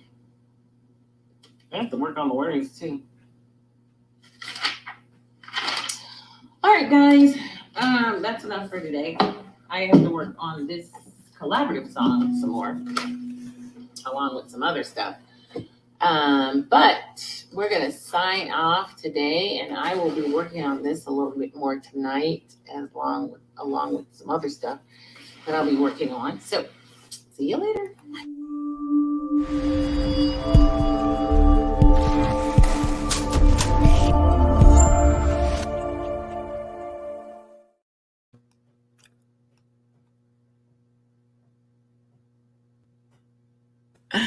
You're silly. You're All that talent rolled up into You one know, body. Let me look. Ryan's been up there painting all day. Let's I check him know. out. Hey Ryan, how you doing tonight, man? Good. I love the guitar. Yeah, she got some talent over here, girl. I was over here. That woke me up. That woke me up. Yeah. I was sitting there and forgot all the actual chords to. Well, you know, you got a couple people out here that's saying, "Hey, they enjoying your voice out here." Well, I appreciate it. Thank you very much, Goddess Mother, That was very Queen cool. Mother Goddess. Thank you. We might have to have you do a concert on our last day. Well, I'm gonna have to work on. I have to definitely be in tune. So Ryan, talk to us about what you're working on, man. We miss you today. Yeah. Well, I was mainly just prepping some surfaces of records to paint on. Preparing some records for my Etsy to ship out today. I sold a couple. Okay. I did this to the Hay record yesterday that Oh yeah. on Very nice. to dry a little bit more. Mm-hmm. So they buy them and they put them up in their. They just put them. They hang them up. Yep, they I give them a choice to frame them or keep them unframed. I get the frames for really cheap at IKEA, so no extra skin on my teeth. But yeah, they go on their walls. Cool. I'm gonna have to start painting me some records. Yeah. You going to try to do everything everybody's doing on the show. You're gonna be a busy lady. You're gonna be a busy lady. I'm just, you know what? I'm just gonna try. You know how here's the thing. We all came in with this concept of what we were going to do. Mm-hmm. So it's gonna be interesting to see what we actually do that we were going to do. As you know, because it's reshaped everything. You gotta reshape. Well, Ryan, you are the man. You are holding it down tonight. I've seen you up for a couple of hours now. So I mean, you've been up at least for an hour or so. Yep. Yep. I saw when he came in. Yeah, I was mainly moving some things around to begin with because I spilled a cup of water in my studio, but I'm all set. I was wondering where all that noise was coming from in my background. I thought that was Poncho. Nah, Poncho was just chilling in the corner over here working on some pieces. I heard things dropping and Nope, that was all me. Oh, let's see. Oh, that's nice. See, that's like that connected to LaShawn's. Golds and some weird colors that I don't normally use. Did you do that? Did you do the alcohol on it? Oh no, this is some marbleized paper that I bought and I just painted on top of it and matched the colors. Oh, okay. That's really nice. I like that. Mm-hmm. And then, you know, the good thing about working with Karen Clark is that she always leaves behind artwork. Oh wow. She gifted this one to me since we those were pretty fabulous. Yeah, we did. These turned out really nice, but this is going to be added to my collection. The Karen signed by both of us. Oh wow. And those so are really fabulous. We'll also be adding these to the collaboration list. Mm-hmm. So that's really nice. Yes. Oh, well, this is what I was working on. Ta-da. You was working on some flowers over there, huh? Mm-hmm. I was wondering when you was going to get into the flowers. I know that's one of your things. It's one of my things. And you know what I did was all that paper we had talked about, that all that paper I had that I pulled out of the drawer. That's what it was for. It was for flowers. I just hadn't used it. So I figured, let me go ahead and start the flowers. So Ryan, how's your energy level been going? Pretty low today compared to others, but still pretty good. I mean, since I hate to keep saying you're the youngest one of the group, so I have to ask I know. So I figured you would have more energy than anybody else, but I feel good, man. I love you even more that you admitted that you were a rundown today. Happens to the best of us. That's right, man. It happens. There you go. You're a part of the team. I'm not bad as I was yesterday though. Yeah. But I will be getting out of here earlier tonight. Yeah, I kind of fell out last night. I was like, oh, remember, I was like, yeah, I'm gonna work on this and work on that. Yeah, I went downstairs and watched the Nah, once I heard you talking about swordfish, I knew it was over. We're doing mahi tonight. Oh man, see, that's what I'm talking about.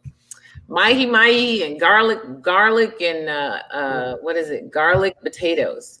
And I'm gonna have a bag of chips. Mahi and some garlic potatoes. It's a Friday night, y'all. Mm-hmm. We'll be back on it tomorrow. Longer hours. Hopefully folks will get me some content. I sent a video and a couple pictures just now. So. Yeah, I've already updated your your matter of fact, have we shown you today? Nope. We haven't. Let's show some of Ryan's new creations. Where is he? Bada bada bing.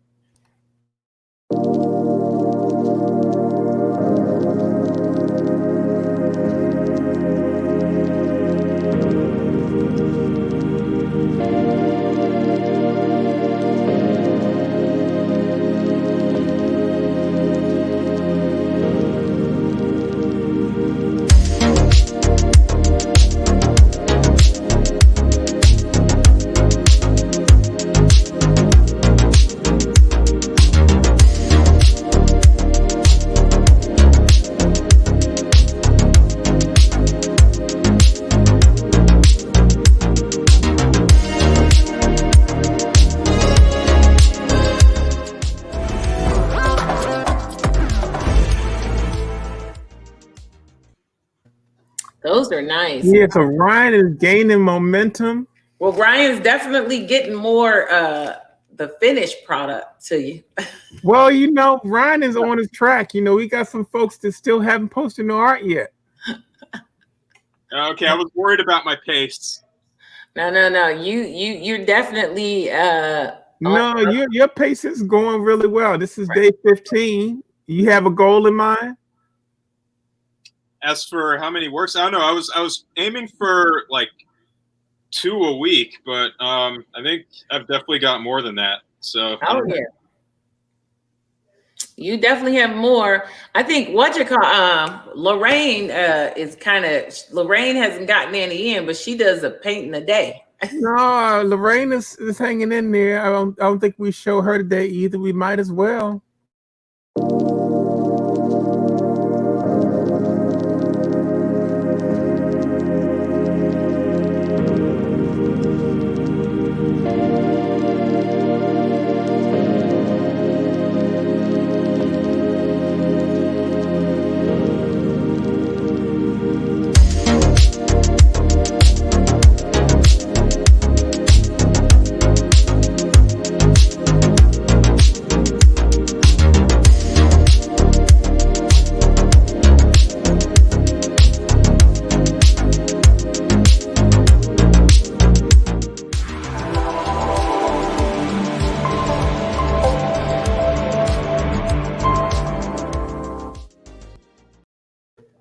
Yeah, I like those.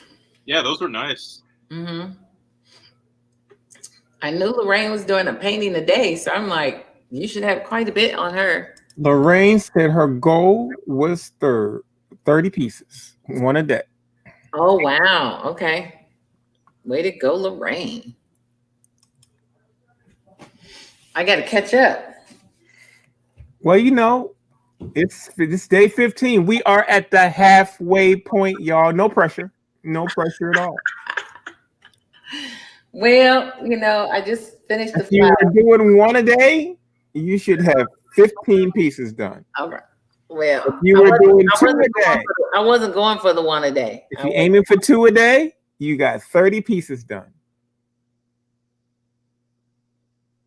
That's right. Did you say 2 a day? You still have 30? And no, if you were aiming for 2 a day, you got 30 pieces done. You go. There you go. And I think I'm close to 30. Oh. See, now this is the part that's compounded. The collaboration. She's out for the day. All right, Queen Mother. It's been nice with you hanging out with us tonight. Always, Queen We Mother. will be here tomorrow. So what's happening now is my collaborations are kicking in. Yep. So now I'm going to be multiplying my numbers pretty soon. Oh. Well, then, so collaborations count because I did all of my collaborations. Absolutely. The collaborations count for each artist. Okay, because I did all of the ones I sent back to you. Mm-hmm. So that was what? That was 5. Or was well, then that means when I get them done, we're both 5 up. I did those, and I did what lead pencil? Hopefully, you didn't use a little light pencil. Well, it'll surprise you. All right. That's why I didn't send. That's why I didn't send the link. You're giving me a face. I'm gonna send the. I'm not sending the what you call it until you get it, and then the what you call it. We should have a dollar jar up for every time you say what you call it. That would far exceed the cursing. We got some curse words in the day, though. You didn't see my cha-ching? Yeah, I thought that cha-ching meant something else, but that was all Karen Clark. I put it at cha-ching. That was for you guys. My man is using you might as well turn the Mod Podge label towards the screen. And just it might make you expect. Big bottle. Now we're doing product placements, y'all. We ain't playing. We're not playing around here. Mod Podge. Mod Podge. That's right. I think I've used more Mod Podge than paint. The Podge of Mod. That's a good thing. The Podge, I think we all use Mod Podge. Yeah, I got a couple of containers of Mod Podge around here. I got the same thing he has. I have the small Mod Podge. Oh wait. Oh, if we getting out Mod Podge, I think my Mod Podge is probably this is the cheap size. This is the 8 ounce size. Mm-hmm. And I think the size he's using, I got the matte Mod Podge. I got the 32 ounce bottle of that. All right, I got to get my Mod Podge out. I got a couple of Mod Podges running around here. Yeah, you got the same one I got, the flat. I got the matte. Yeah. Yeah. Okay, there we go. Same things that I use. we just did a small commercial for Mod Podge. I don't think you could be an artist without Mod Podge. Well, I use more acrylic medium than I do Mod Podge. I use acrylic medium a little. Matter of fact, I might need to check these. He's been around for a minute. I might have to do the hammer thing on the edge to kind of loosen it up. I know. Oh, well, I use Mod Podge for my, my exhibit is going up, is up in Kansas. And I have another one that's supposed to be super archival. I use Mod Podge for that. Okay. So, maybe I'll have to send a link. I'll have to send you a link. Well, I think it's just us tonight. We're gonna have a choir tonight. We're just gonna roll this thing down. Ryan, do you have any words of wisdom for us as we are about to part? Keep chugging. Real quick, I wanted to show you one of the papers that I did that you sent me. Oh wow! Nice. Let me make that bigger so I can see it. What kind of dog is that? It's a French bulldog. My French bulldog. Oh, you got a French bulldog, huh? Yeah, his name's Boomer. Cool. Oh, and you did he put the bingo chips on it. Well, I can't wait to see more of your smaller pieces. Mm-hmm. Very nice. Yeah. And what's the shiny? What's the that is Mod Podge. That's yeah, I Mod Podge and then spray painted on top of it. Okay. Like I'm gonna do with these records. The Mod to the Podge. You got somebody that said that's beautiful. Mm-hmm. Thank you. Antoinette Hamilton is out of New York City. She's one of the galleries that I work with up in New York. The Mod to the Podge. That's right. So we're looking forward to now getting ready for this exhibition at Art for the Soul Gallery. I might have to send you one of these flowers, Pancho. Send me a flower. I need to tap into my feminine side. I might have to send you one of these flowers. I'm gonna finish them up. I got about 6 of them. I'm gonna finish up today. Yeah, I'll have to hide something in those, but yeah, I can handle that. I got it. When is my tube getting here? It's on its way. All right. It'll be there this next week. It's on its way. All right. You think you're gonna have time to do that? Well, as everybody heard, Ryan's words of wisdom for Friday night on day 15 was to keep on chugging. Keep on chugging. That's. I'm going to go chug, Ryan. I'm going to go. Very good. You have a good night, Ryan. We will see you tomorrow, my man. See you tomorrow. See you, Ryan. I am going to start some chugging. It's just us. We're about to hit this. We're about to take this party on out. That's right. That just means that we're about to take it to the next level. Well, y'all, we appreciate y'all tuning in. We're about to tune off for the evening. We will be here again tomorrow, longer hours, hopefully. And what time tomorrow? We normally start around 4. Okay, so 2 o'clock Central Time. I got to get on Central Time with my girl here. She's 2 o'clock. No. 2 o'clock Mountain Time. Mountain Time, not Central Time. You see, I'm using these brushes today. Oh, I like those. Yeah, very, very cool. When you paint with these, you have to paint this way. You have to stay straight. I'm very familiar with those calligraphy brushes. So here we go. Yeah, she's in a musical mood today, y'all. So we're going to get ready to sign off until tomorrow. We will see you later. It'd be nice if I had the music queued up.